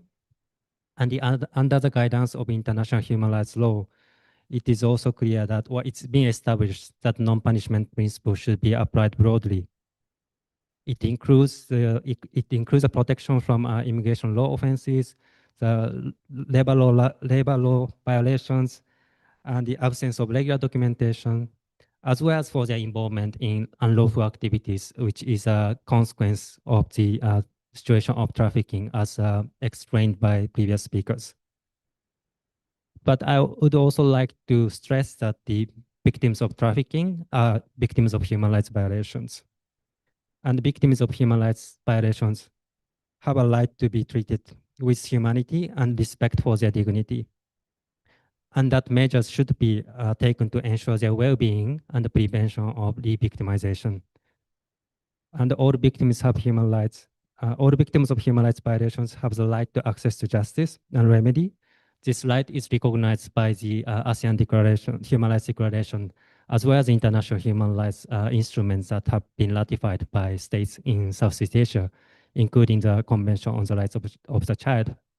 And in addition to being victims of human rights violations, victims of trafficking is also a victim of crime. And similar to being victims of human rights violations, they must be treated with compassion and respect for dignity, and the right to access to justice and redress mechanisms must be fully respected. And they are also entitled to receive the necessary material, psychological, medical, and social assistance by state and non-state actors. So based on these principles, non-punishment, based on these understandings, non-punishment principle is clearly a human rights principle.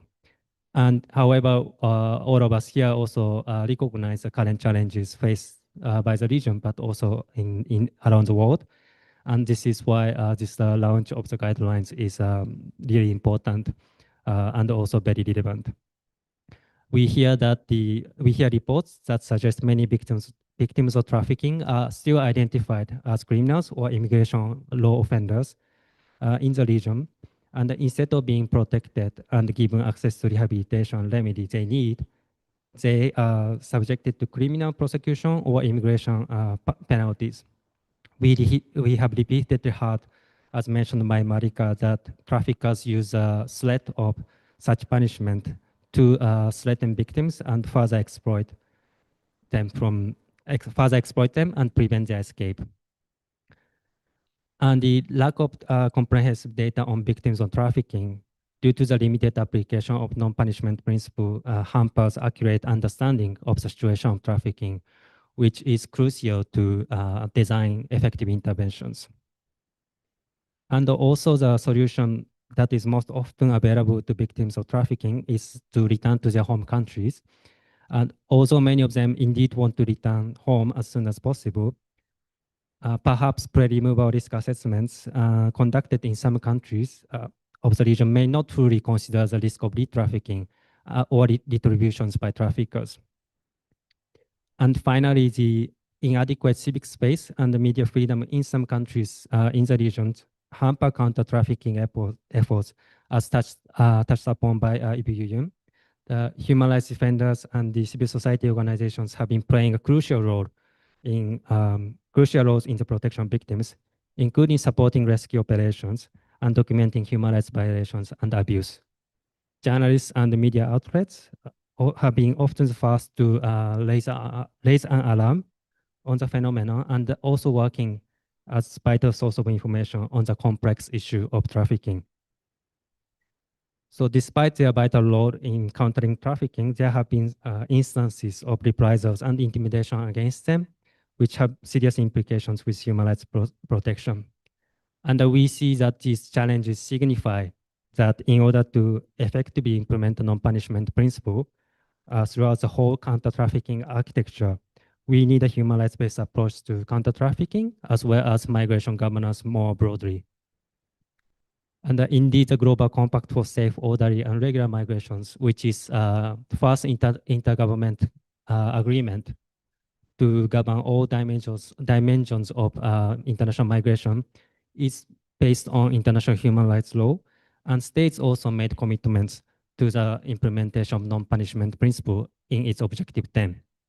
And such commitments include strengthening legislation and relevant procedure to avoid criminalization of migrants who are victims of trafficking, and ensure that victim receives appropriate protection and assistance, not conditional upon cooperation with authorities against suspected traffickers, which also echoes a point raised by Marika. So without adequate implementation of non-punishment principle, it is often difficult for many victims of trafficking to build trust and confidence in law enforcement, and they may feel reluctant to come forward due to the fear of punishment, arrest, detention, and forced returns. And protection of the rights of victims of trafficking should never be contingent on their cooperation in legal proceedings, as I already mentioned, and also by Marika. It is important to also establish firewalls between immigration enforcement and service providers and the criminal justice system, so they don't fear from the being punished for being undocumented migrant. And the assistance to victims must be comprehensive, which include effective access to torture rehabilitation in both destination and origin countries. Returnees may also need assistance with housing, physical and mental health care, access to education, and the support in securing decent work. And we have talked about the importance of training, and indeed it is very important, but also we should not stop there, but also work towards a human rights-based governance of migration and counter-trafficking. We see the need for the regular migration pathways to expand, because indeed one of the root causes of trafficking is a lack or inaccessibility of regular migration pathways in this region, which it makes it difficult for potential victims to identify fraudulent recruitment practices due to the widespread use of recruiters in the region. And also the irregular entry on, and also importantly, irregular entry or stay should be treated as administrative offense and not be criminalized. And the use of immigration detention should be limited to as a measure of last resort and never be used against children. And the pathways to stay on humanitarian grounds as alternatives to return, including rights to work and family reunification, should be also explored. And before I conclude, I talked about the importance of the role of other stakeholders. And this is also in line with one of the principles of the Global Compact on Migration, which is a whole of society approach, which means we should work, all stakeholders, including states, civil society, media, businesses, intergovernmental organizations, National Human Rights Commission, should work together to counter trafficking and also protect the human rights of migrants and victims of trafficking. So I'd like to conclude by congratulating again the launch of this ASEAN guidelines on the implementation of non-punishment principle. It is a welcoming step towards the further implementation of the ASEAN Convention Against Trafficking in Persons, especially women and children, as well as international human rights law. And the OHHR is ready to support states and also all stakeholders in implementation of the non-punishment principle. Thank you very much. Thank you very much, Mr. Taisuke, for sharing your insights about our non-punishment principle. Now, and of course, to our panelists for sharing their knowledge and expertise. But before we proceed with our open session, for those who want to comment and give their questions and comments, let us give them a round of applause. They deserve a round of applause, everyone. Okay, so for those who want to ask questions here in our meeting room, can you please just raise your hand and our secretariat will be handing over the mic. And for our participants online, we have our secretariat who will be monitoring the chat box if you have any questions. But first, I have here a question, and this is addressed to all our speakers, and anyone from our panelists may answer. What actions or innovative approaches are necessary to effectively integrate the non-punishment principle into national and regional anti-trafficking efforts? And additionally, how can countries collaborate more effectively to enhance victim protection and uphold this principle?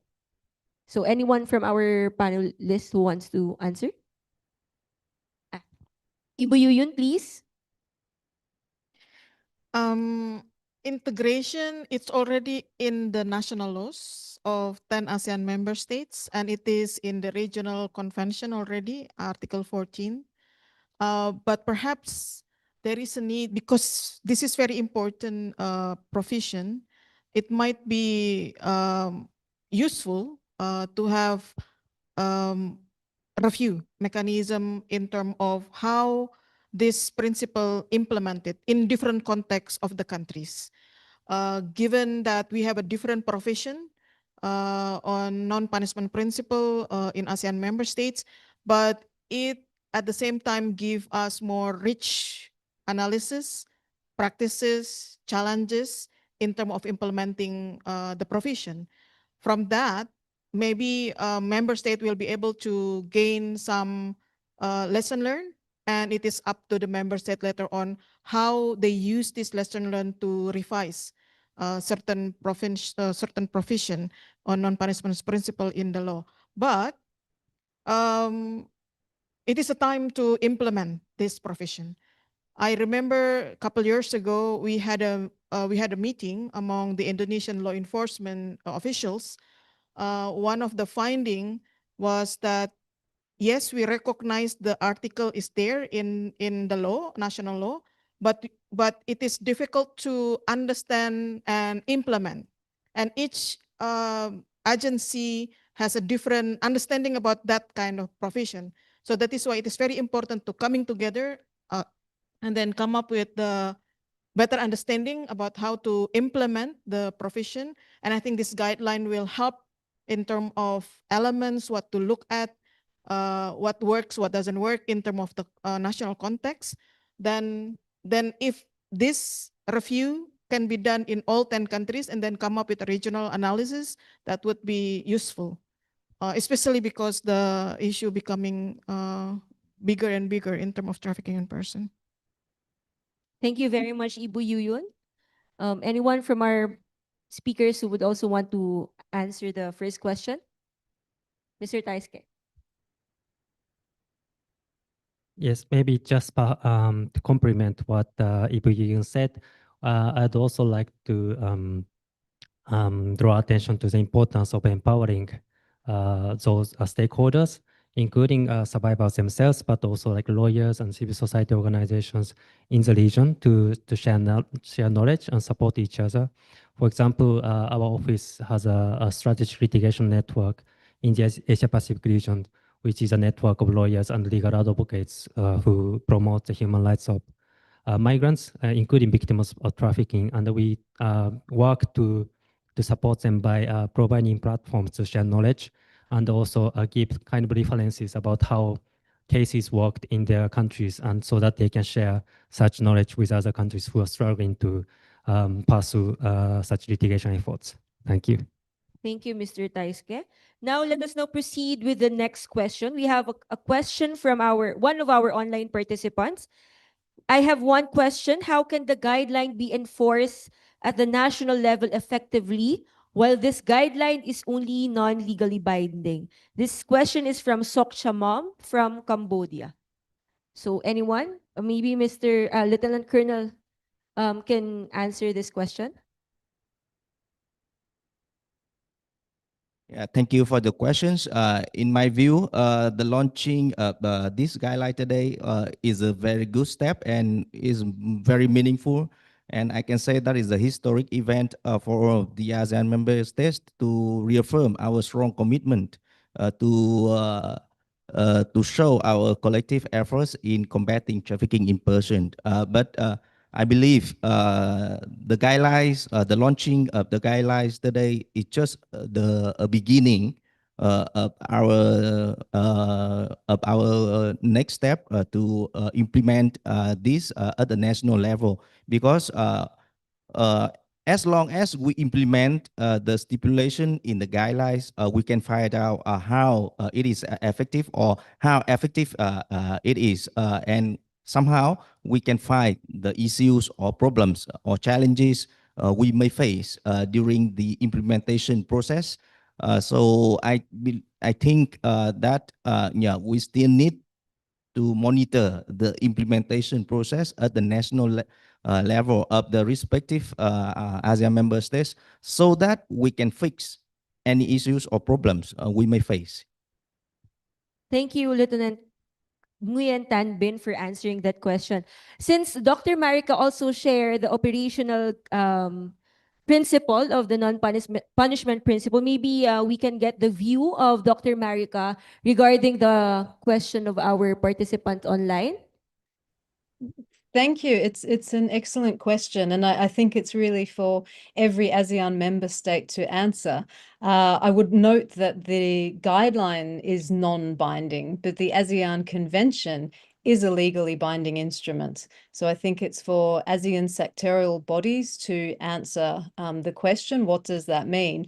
And then at the state level, where we have the non-punishment principle captured in domestic law, what does it mean to implement it? And what does it mean? What are the consequences for its non-implementation? So I think the guideline should be very much viewed as something, as Ibu Yuyun said, for ASEAN member states to contextualize to their country country as a tool to achieving those legally binding rules that already do exist.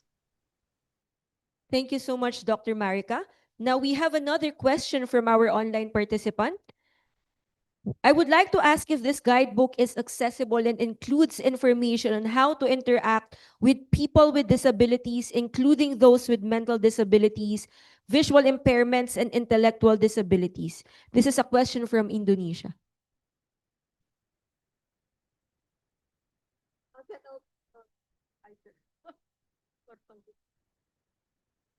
Is it accessible for non? Yeah. Person with disability. So this question must be answered by HR Indonesia or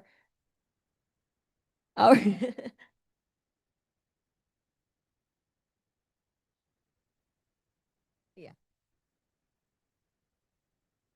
No, should be answered by the publisher. Yes. I think this So is whether it's addressed guideline- to the question is yes. Is that the guidebook accessible and includes information on how to interact with people with disabilities, including those with mental disabilities and visual impairments? Yes, the guidebook has yet to be formatted to be accessible because at the moment we just actually launched the English version, and ASEAN Act has trying, initiative, having some initiative to first of all translate them into ASEAN national level ASEAN member state national language, and after that we will be looking forward for that, and definitely the digital version.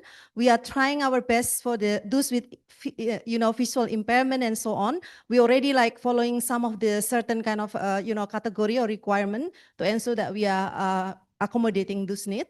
But yes, we probably need to design into more kind of different formatted version for those with say visual problem or maybe with impairment or with muted and so on. We will look forward to that. But of course, will be per the guidance of the HR and SOMTC. ASEAN will be always stand ready to support. Yeah, thank you. Thank you very much for answering, Nurul. Now, there is a comment from His Excellency Shubun Eng, Permanent Secretary of Ministry of Interior.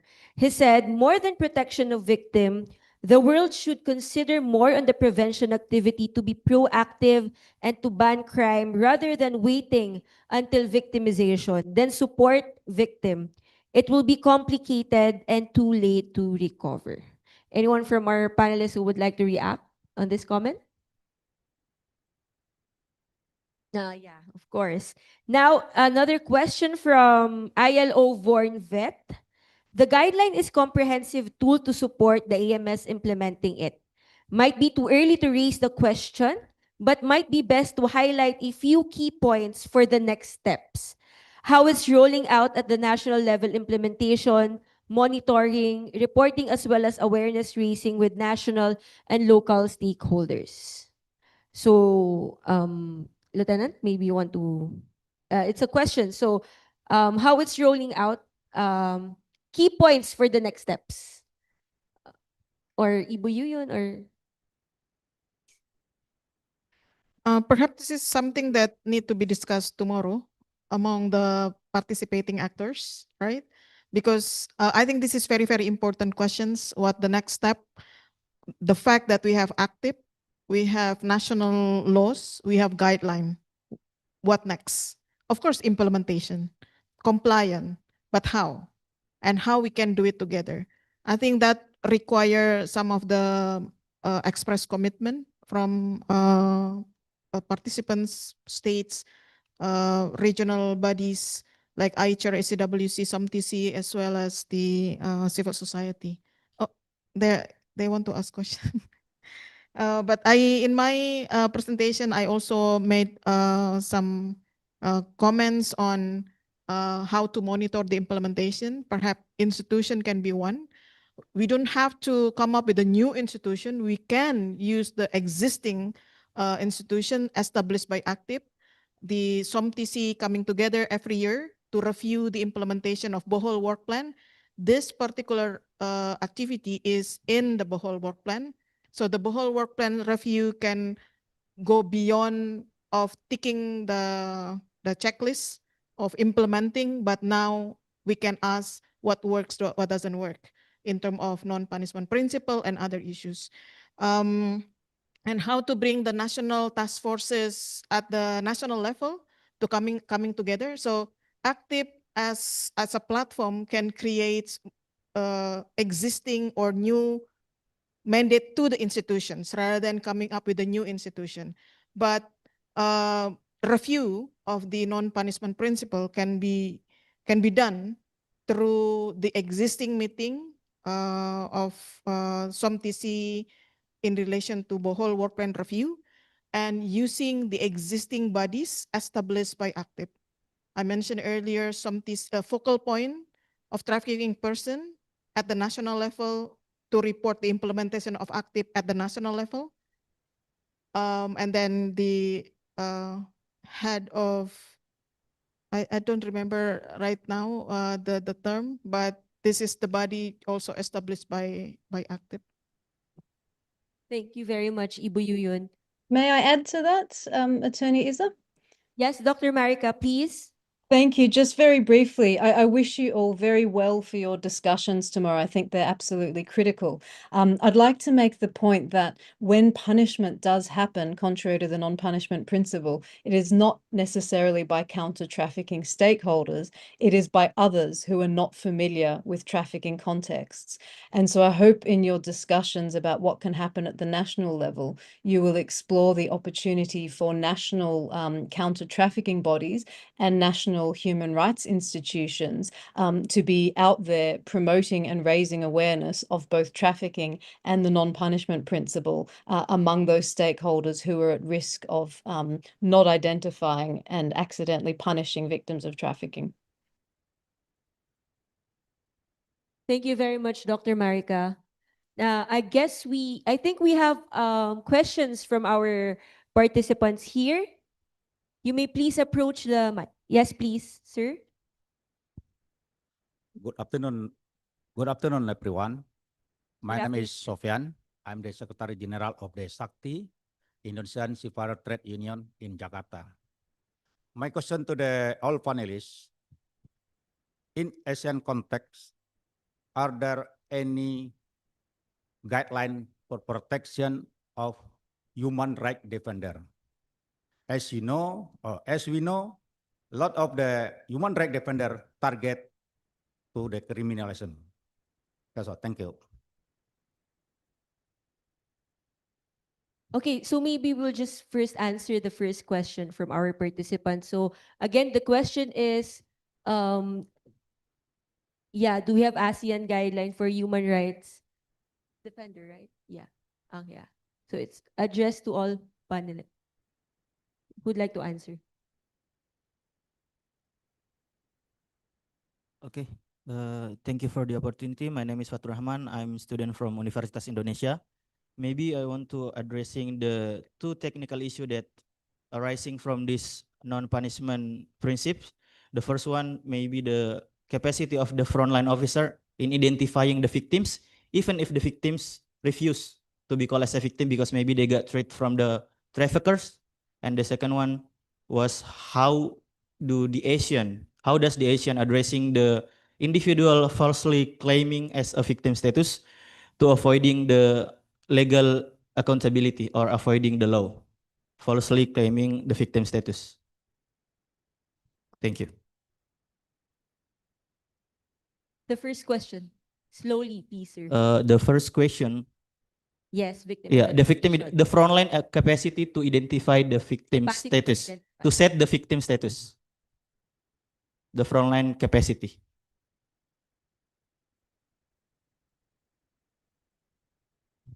And the question, how does ASEAN address this issue?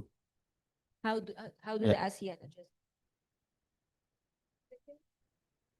The second question, individual falsely claiming the victim status to avoiding the law or the punishment according to their activity in trafficking, the human trafficking, falsely claim the victim status. How does the ASEAN identify the falsely claiming the victim status? Falsely claim.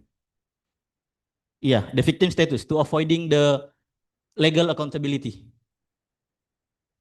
Incorrectly identified, maybe falsely claimed. So the first question is the capacity to identify. How do the ASEAN identify the Yeah. victims? And the second, what is the guideline if it is falsely Yeah, identified as a victim? yeah. Right. Okay. Thank you So very much. thank you very much. So another two questions. Maybe three questions. Maybe first we would like to answer first the first two questions so that maybe we might forget the question. Okay, so the first question, who you want to answer, our panelists? The first question is easy. um, what would be the capacity of frontline officers to identify victim? It is here in the guideline. I think Marika has made it quite systematic. It is for step by step for any frontline officers. I think this is very important question, and this is the crucial time, identification of victims, because that point will lead us to more steps in trafficking in person. And yeah, but I think here, Marika may want to explain more. So that's Happy. Okay, thank you, Ibu Yuyun. So Marika, Dr. Yes. Marika.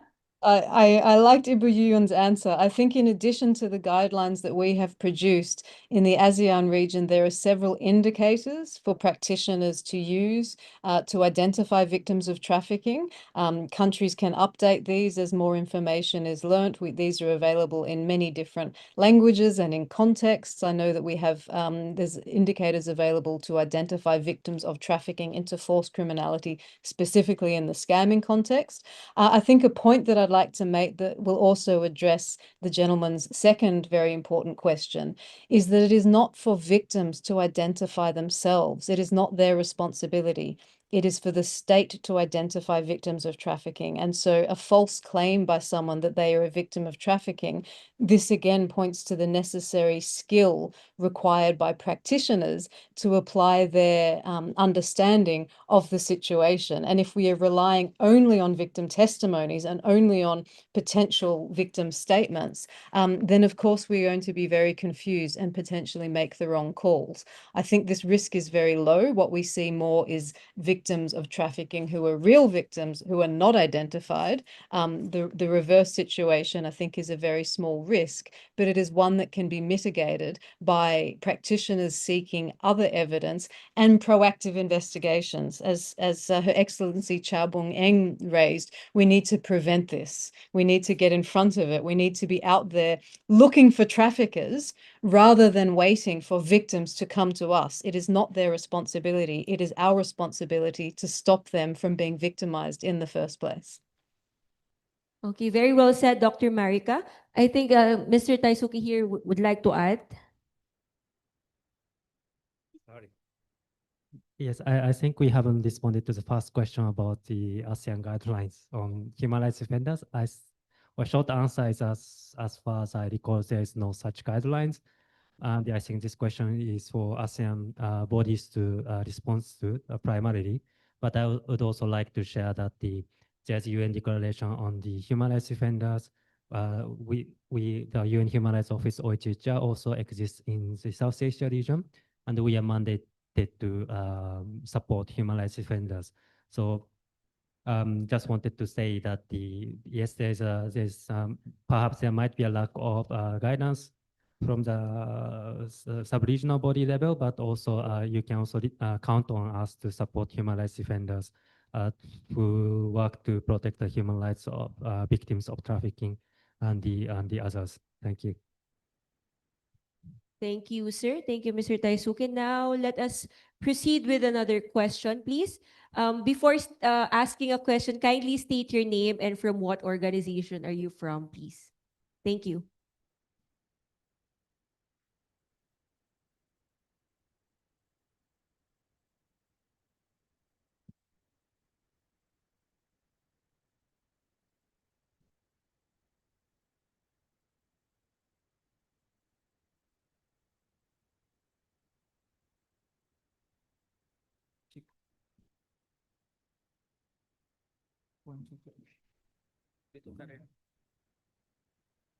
Thank you.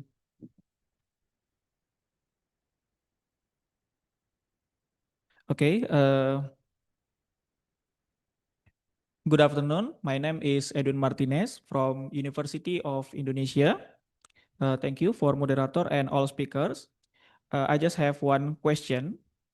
What redress mechanism are available for victims who have been wrongfully prosecuted or punished despite qualifying for protection under the non-punishment principle? Are there some legal and psychosocial support systems in that place? Thank you. So I will repeat your question if I got it correctly. What will happen to the victims if they are wrongfully prosecuted, and then if there are supporting system available for them? Yeah, legal and psychosocial support system. Psychosocial support. Yeah. Okay. Thank you. Wants to answer from our panelists? First, what will happen to the victims who are wrongfully prosecuted? And then if there are support system like psychosocial, victim, what else? I think that is the answer. The question. So Psychosocial and legal. and legal. Okay, psychosocial and legal support for the victim who was wrongfully prosecuted. Maybe ASEAN member states need to answer this because it's different from one country to another. Yeah, Because it is like responding what happened, no? If some TC country level be able to answer what happened to the victims that had been wrongly accused. Lieutenant Colonel may share. Thank you for your questions. But as far as I know, yeah, I can share the experience from my national level practice. That we haven't received any like claim for the like wrongly punished or prosecuted victims. However, we still have the mechanism for the other other victims, or I mean that is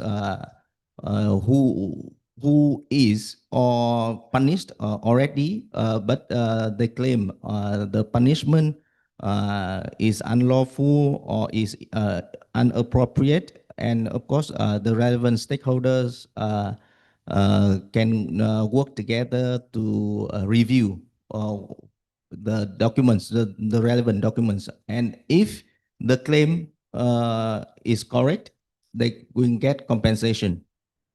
And also, yeah, they will get the compensation from various stakeholders who involved in the beginning of this process. Yeah, but for the victims who are wrongly prosecuted under our national practice, we haven't had any such experience. Okay, Indonesia has a case like Mary Jane. Mary. That's one of the case that represent she has been wrongly accused. And you know what happened with her. It's very difficult then to claim to change her status to victims because it's different law. So that is why identification is very, very crucial to prevent cases like Mary Jane happen again. Thank you, Ibu Yuyun. From SOMTC, Charlao, sorry. Sir?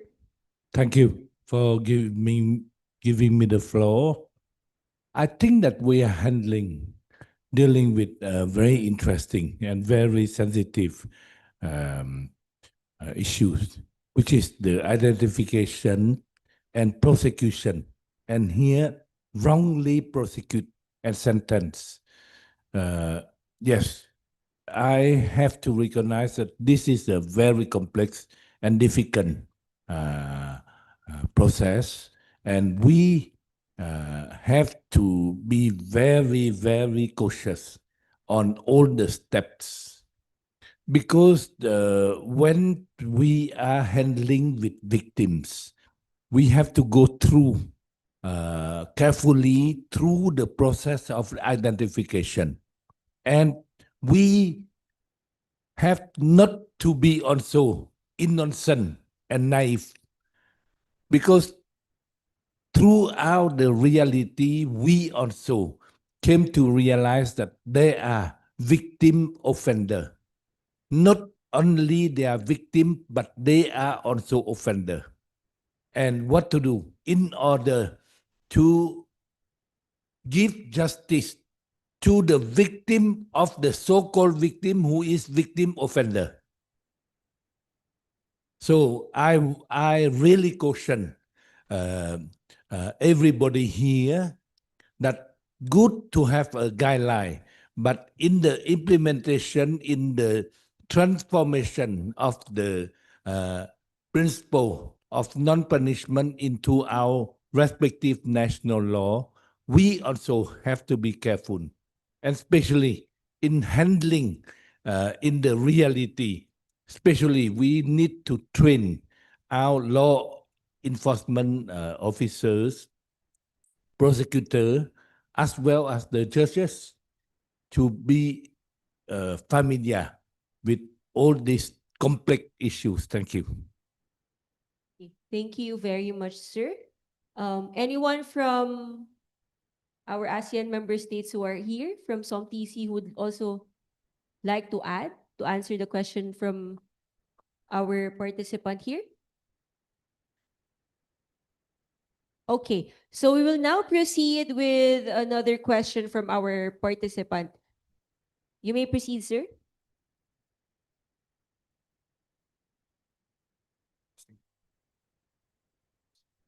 Right. Good evening, ladies and gentlemen. Apparently, I'm speaking by my voice. Okay. Good evening, ladies and gentlemen, distinguished speakers, distinguished guests, and other invites. Thank you for the opportunity. Allow me to introduce myself. My name is Novritsar Hasintongan Pakpahan. I am a Kota Bumik District Court Judge. It is located in Sumatra or Lampung. First of all, I would like to congratulate for ASEAN and ACT for the launching of the NPP guidelines.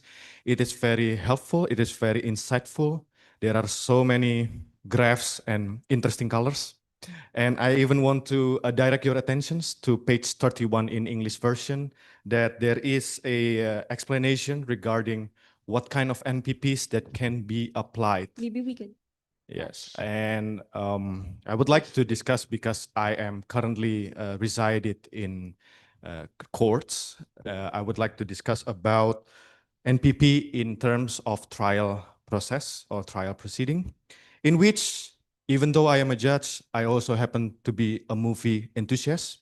I love to watch, maybe if you have ever heard about No More Bets, it is available in the streaming. I'm a little bit promoting, but I would like to discuss about the possibilities or the possibilities of victims of human trafficking, but also happen to be the perpetrator. In the movie, the bouncer also happens to be the perpetrator, because he forces the, what do you call it, another victim to conduct online scamming.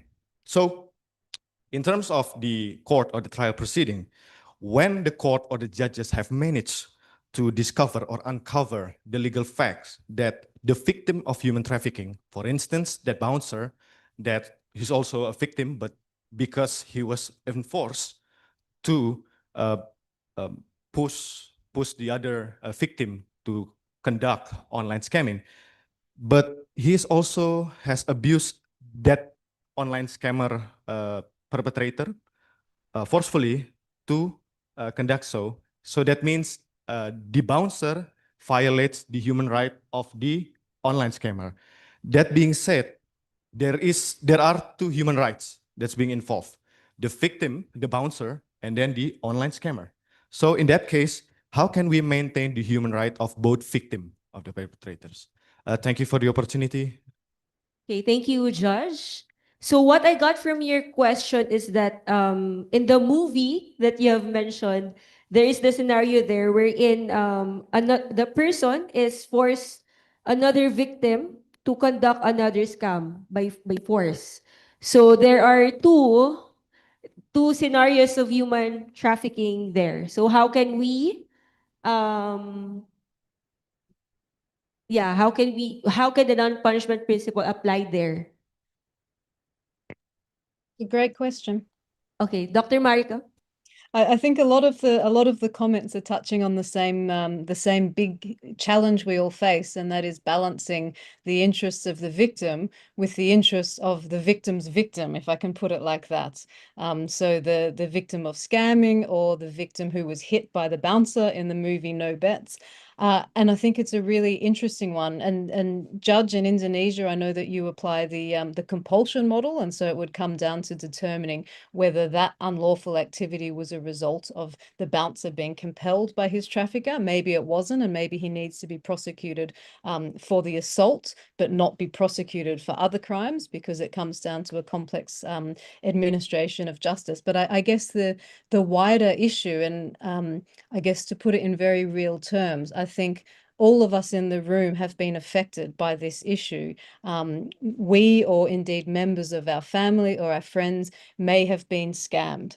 And when I talk to them about the issues, I don't know anybody who has been scammed and suffered who wants victims of trafficking to be prosecuted. They want other people to not be scammed. They want justice in preventing this crime. And it's not possible if we prosecute people who are trafficked into it. It's only possible to prevent this and stop further victimization of people who are trafficked to perpetrate that crime if we get at the higher level offenders here. And so the risk that we are talking about of victims of trafficking who are willing participants or somehow participating in it, this is a very small issue and a small risk compared to the scale and gravity and seriousness that we are talking about, which is wider organized crime that is affecting us all. The non-punishment principle is a tool to that end. And if we get too distracted in the details of the misuse of it, then I think what we are saying is that we don't have sufficient faith in our criminal justice systems and our governance structures to administer this. And that's where the solution needs to lie. We need to understand how we can better get at these challenges. And I think the guideline, when everybody reads it, I think it will offer some pertinent advice to that effect. Okay, very well said, Dr. Marika. I hope that answers your question, Judge.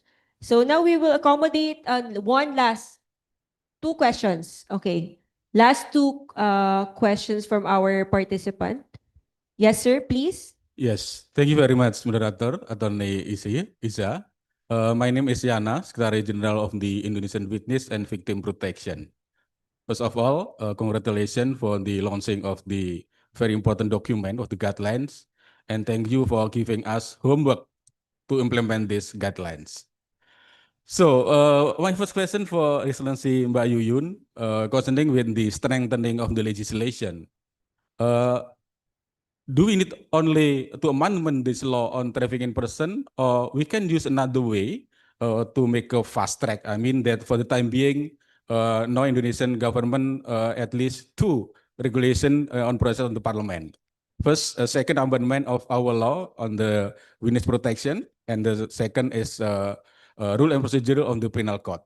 Is it possible also to use strengthening legislation to this way, or should only the law on trafficking in person?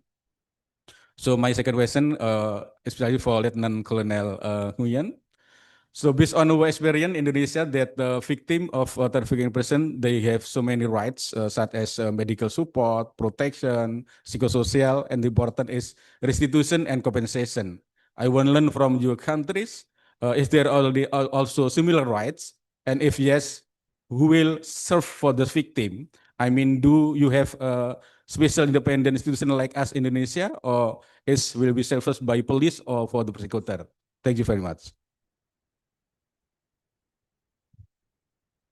Thank you, Pak Sriana. I think mentioned earlier by Marika that this concept is not only for trafficking in person, but also for other issues. The thing is, I'm not sure whether the provision is included in the law on violence against women. So I'm not sure.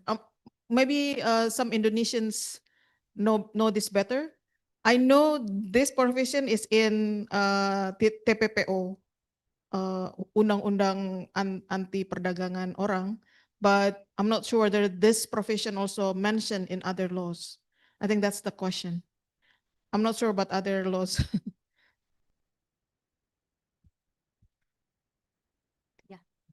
That's it.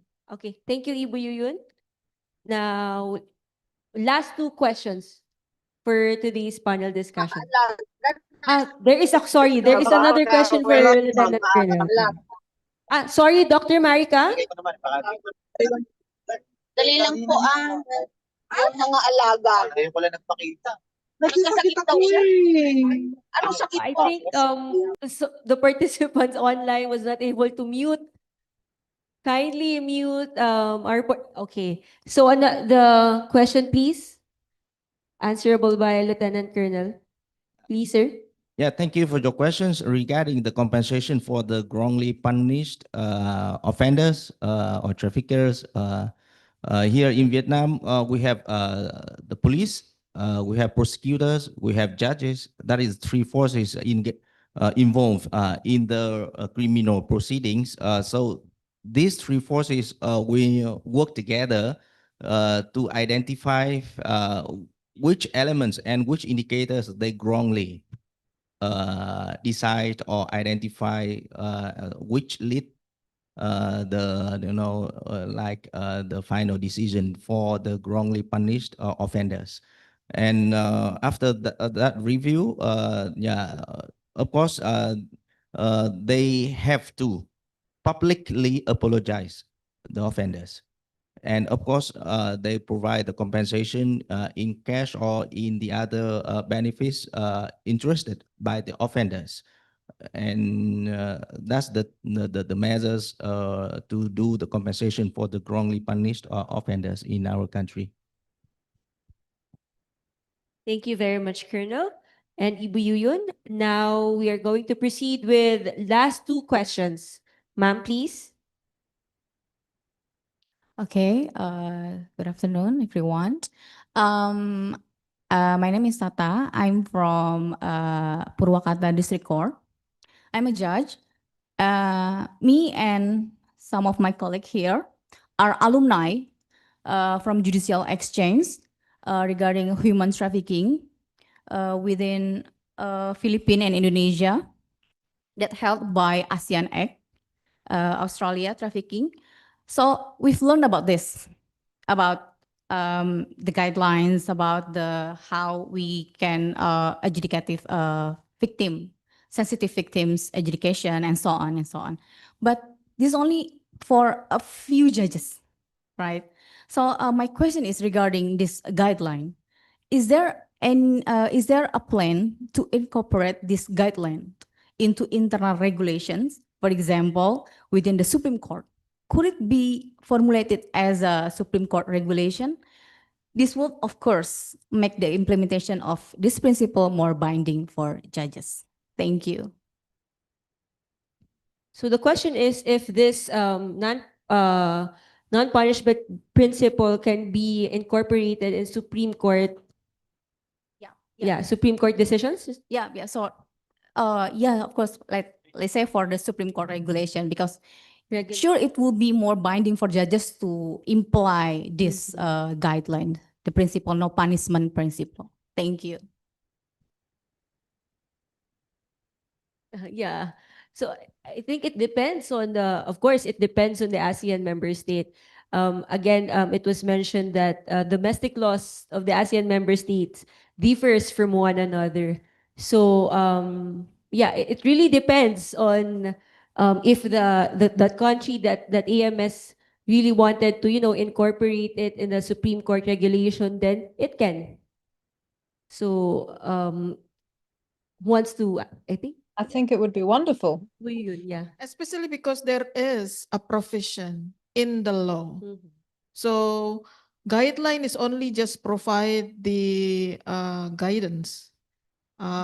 So if it is going to be included in Supreme Court regulation, it's very much welcome. Yeah, very much The needed. base is already strong, the law itself. Okay, so I hope it answers your question, Josh. So now for the last question. Baik, terima kasih. Saya menggunakan bahasa Indonesia. Nama saya Eis. Selamat sore, Bapak Ibu semua. Saya dari bidang disabilitas ingin menanyakan apakah dalam buku ini yang terdapat korban disabilitas sudah terwadahi, karena teman-teman kami banyak yang disabilitas. Mohon untuk pencerahannya dan arahannya. Demikian, terima kasih. So can we please ask Nurul? So the question is there a section for people with disability? And kindly explain further. I can speak to that too, if you like. If Nurul, in Dr. addition to Marika, yes. you please go ahead, Marika. Yeah. Thanks, Nurul. You can add to what I will say, but I just wanted to answer very briefly to say no, it is not. There's no specific section on people with disabilities. There's no specific section on children. There are no specific sections on minority groups. There are no specific sections on people from certain ethnic backgrounds or cultural backgrounds. And the reason for this is that is a much bigger question than non-punishment. The need to integrate a approach that takes into consideration the special needs of people with disabilities is a question that cuts across all of human trafficking response. And therefore, ASEAN Act and ASEAN have done significant work on this. And it is up to member states to integrate that very necessary approach into all of their work on all aspects of counter trafficking, including the application of the non-punishment principle. Thank you, Dr. Marika. Nurul, please, you want to add? Little bit, like what Dr. Marika say, although is no specific section for person with disability or specific section for children, but in general, that this non-punishment principle, the guideline, it's applied for all, including person with disability who fall into trafficking in person. And we do understand the intersection between trafficking and person with disability is quite strong. We have ASEAN Act just conducted a study in 6 countries, including in Indonesia, Thailand, Philippines, Vietnam, Cambodia, and Laos PDR, where we have actually, having the evidence kind of like proving that quite many of person with disability actually being trafficked, and including those with impairment, different type of impairment, including physical impairment and also even mental, psychosocial, and kind of impairment. And of course, in the context of non-punishment principle, if this victim is actually, somehow being trafficked and they have to commit unlawful act because of the direct consequences of the trafficking, then they are supposed to be part of the group that are supposed to be protected. And we do understand, even in a scamming context, we learn that there are quite numbers of victims with disability that were trafficked in a scamming compound. And you imagine this also, of course, happening to a person with disability in a different type of exploitation, including in a other, form of exploitation like forced marriage and so on. That's it. Thank you. Okay, please, Ibu Yuyun. Thank you very much, Nurul. Ibu Yuyun, please. Thank you very much for the question. So I'm not in the position of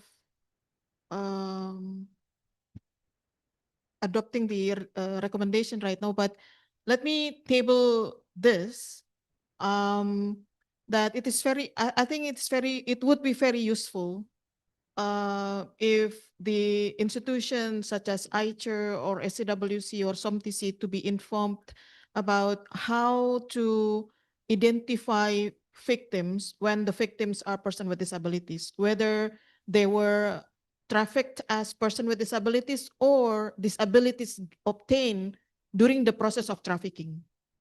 I think this is something that we need to know more and Tris work on person with disabilities. So if you can read this guideline and identify areas that disability blind, that would be good. I think more and more this issue require more attention. I think there is no intention of not looking at it, but we don't have any information. I think I'm speaking from the experience what we organized last year.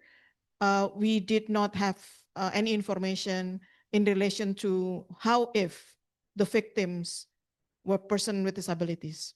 So thank you very much for having that question. I think that's really eye opener for many of us, including myself. And I think if you can offer some help to be able to how frontline officers be able to identify victims as early as possible, especially when the victims are person with disabilities. Thank you. Thank you very much, Ibu Yuyun. Very well said. Now, that concludes our panel discussion for this afternoon. Let us give our panelists, our speakers, a big round of applause. Okay, thank you very much. Now, I give back the floor to our MC, Enda and Agus. Thank you, Attorney Iza, for the great facilitation. And thanks to all of our speakers for the insights.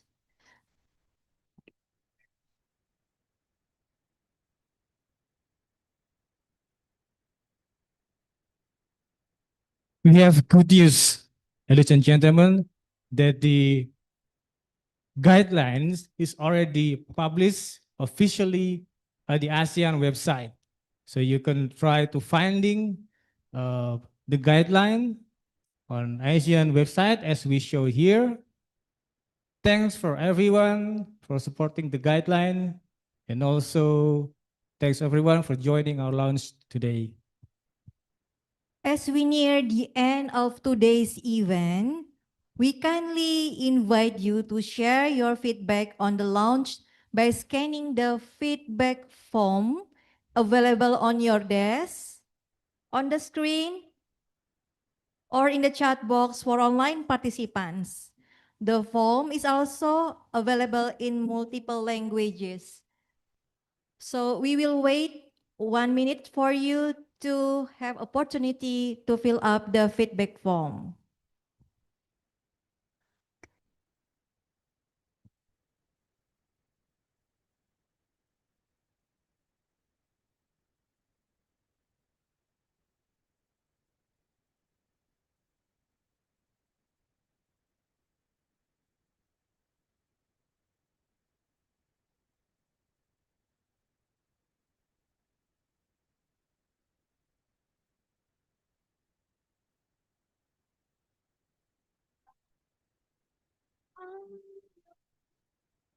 A few minutes while we are also preparing for our last remarks for today and part of the launch for today. Please scan the feedback form and provide an inputs for us and for the organizations of this launch. Thank you.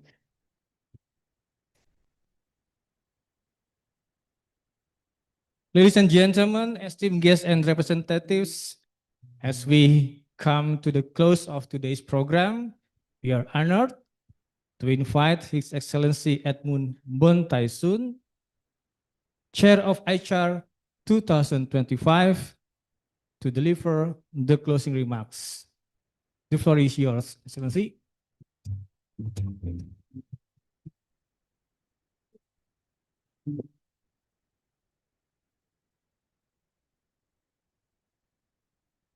Thank you very much. Selamat sejahtera, selamat petang. You know, the ICHA and SOMTC has had a very long standing relationship. When I was in the ICHA in my first term in 2016 for 3 years, I learned that ICHA and SOMTC has been having interfaces and consultations before even ACTIP was ratified. ACTIP was ratified in 2017. ICHA and SOMTC has been having consultations since 2013. The real first interface happened in 2023, but you can see throughout the period from 2013 right up to 2023, for 10 years, 12 years, there has been a lot of discussions on the human rights-based approach to addressing the problem and scourge of human trafficking. When I was in ICHA, I will tell you this. We had a lot of difficulty and challenges in trying to meet with SOMTC. Although we had a lot of activities and meetings, there was a lot of backroom work that needed to go in between ICHA and SOMTC to encourage the relationship. This was because I learned, and funnily enough, as an anecdotal evidence, the former rep who was with me, Dina Vishnu, when she was trying to get SOMTC to come and meet, SOMTC sort of was very scared of us at ICHA. And we at ICHA were also very scared of SOMTC. Because SOMTC came from our law enforcement agencies. Or Philippines, of course, from the Ministry of Interior. But SOMTC was looking at it from a very law enforcement perspective. And they thought, at that time, I'm not talking about now, so none of you are included, okay? They thought that when ICHA wanted to meet SOMTC, ICHA was going to go to SOMTC and lecture them and point their fingers and say, you know, you need to follow this human rights-based approach, you need to follow this and that. This was before ACTIP. But at the same time, we were also very fearful of SOMTC because they came from a law enforcement perspective. And we did not know to what extent law enforcement and policing had human rights elements. So both sides, I felt, were sort of very careful of each other. So every time we had a lot of meetings, there was a bit of cautiousness, and we had to continue to build the relationship. And the relationship built over these 10 years, 12 years. And you can see that this long relationship has now culminated in very good, important work through this non-punishment guideline that merges both the approach of law enforcement, protecting victims and survivors of human trafficking, and also taking a human rights-based approach. And that is evidence that both a law enforcement approach, a very strict legal law enforcement approach to protect survivors and victims of human trafficking, can go hand in hand with a human rights-based approach of law enforcement. And this, we must give credit to both SOMTC, ICHA, all the current ICHA and SOMTC representatives, the former ICHA and SOMTC representatives, and all the ASEAN sectoral bodies, as well as not forgetting the experts, the civil society organizations that were part of the important consultations that came through with this document. I note that there were two main consultations in 2024 to discuss these guidelines, and as been mentioned, the guidelines have now been launched. I want to thank all of you for this hard work, the perseverance, the trust building that was necessary to get SOMTC and ICHA together to come up with one common outcome document is something very remarkable in ASEAN, as well as the support that has been given by ASEAN Act and the Australian government. So for that, can all of you just put your hands together and give all these groups of people a big round of applause. The more challenging work starts now. So we have a document. We have very simple 15 guidelines. I was just reading it twice today, this morning and just now. 15 guidelines Very simple principles. Very smart. Very smart way of doing it because you can remember the 15 guidelines. The challenging work comes in how we, one, implement it horizontally. So how do we implement it? Through ASEAN member states, through a framework of active and the Boho work plan. Two, how do we implement it vertically? How do we now take these guidelines back and try and integrate it into our national laws, now national policies? You will see from the two annexes behind the report that there are some countries which expressly mention the non-punishment principle and some countries that do not. How do we integrate it? How do we deal with the issues that we were mentioning just now about giving particular attention to vulnerable groups, marginalized groups, persons with disabilities? Importantly, because trafficking is multifaceted, there's prevention, there's protection, there's prosecution, there's capacity building, there's international cooperation. The big question becomes at a regional level, how do we implement for us at AICHA? How do we implement Guideline 14 and 15? Look at Guideline 14 and 15. Guideline 14 and 15 was mentioned just now a little bit, but we need to talk about how we look at reporting. To do the reporting, how do we come up with indicators? To do those indicators, how do we then, like tomorrow, AICHA and SOMTC will have a discussion, what is the next step forward? Because what we have learned in the work of AICHA since 2009, AICHA has done 40 thematic areas, have covered 40 thematic areas, done 155 activities. We talk about substantive issues, but substantive issues need to be sustainable through a mechanism. It needs to be sustainable through a platform. So AICHA as a platform is an important committee, it's an important commission, it's an organ of the ASEAN Charter.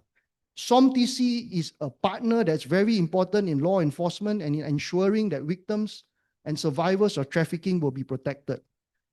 How do we make sure this relationship that has started since 2013 with all the consultations and now which have culminated in this document continue? We cannot keep doing things in ASEAN and say, okay, the next step is a guideline, the next step is a case study, the next step is a declaration, a next step is a plan of action, without thinking about sustained concerted efforts. The new Kuala Lumpur Declaration, the ASEAN Community Vision 2045, talks about strengthening ASEAN mechanisms to make sure we are agile, relevant, and future-ready to address global and regional challenges. Human trafficking is a regional and global challenge. We need to make our mechanisms, SOMTC, AICHA, ASEAN sectoral bodies, we need to create that bridge. We need to sustain that relationship. We need to make a mechanism, an institutional platform that is future-ready for this global and regional challenge. ASEAN has been receiving a lot of reports globally and even locally about the issues that we have discussed. Criminality in terms of online scamming, forced labor, migrant worker abuse. All these issues are prevalent and we cannot close our eyes to it. The question is, while we have guidelines, we need a mechanism. What is that mechanism to implement these guidelines, to report on those guidelines, to review those guidelines, and to have a report or to have some sort of a monitoring mechanism that works for all of us in an ASEAN-led and ASEAN approach so that it really and effectively protects the rights of survivors and victims. With that, I want to close with that question, and I want to thank all of you for coming. I want to thank all the organizers. I want to thank all the experts who have contributed and the panel. We hope to see you again soon. We hope to continue this relationship. We would want to continue this platform where all of us coming from different walks of life have only one goal in mind, which is to protect the human rights of survivors and victims of human trafficking. Thank you very much. Thank you, Excellency, for your thoughtful reflections and for your leadership in advancing human rights in our regions.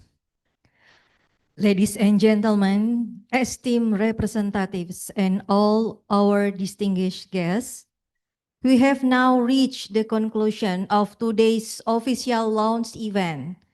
Thank you for your active participation and enthusiasm throughout the session. Once again, we will appreciate receiving your feedback on the launch by scanning the feedback form available on your desk, on the screen, or in the chat box for online participant. The form is also available in the multiple languages. On behalf of the organizing committee and everyone involved, I would like to extend our heartfelt appreciation for your presence, valuable contributions, and continued engagement. With that, I now officially declare this launch event closed. For those joining us on site, we have our networking reception that we will now serve at the south gate of this Nusantara Hall. For our SOMTC and ICHAR delegates, I believe we will meet again tomorrow at your same hotel that you staying tonight at 8:30 in the morning. And for our online participants, we thank you once again and wish you a pleasant afternoon ahead. So thank you, good afternoon, and see you again.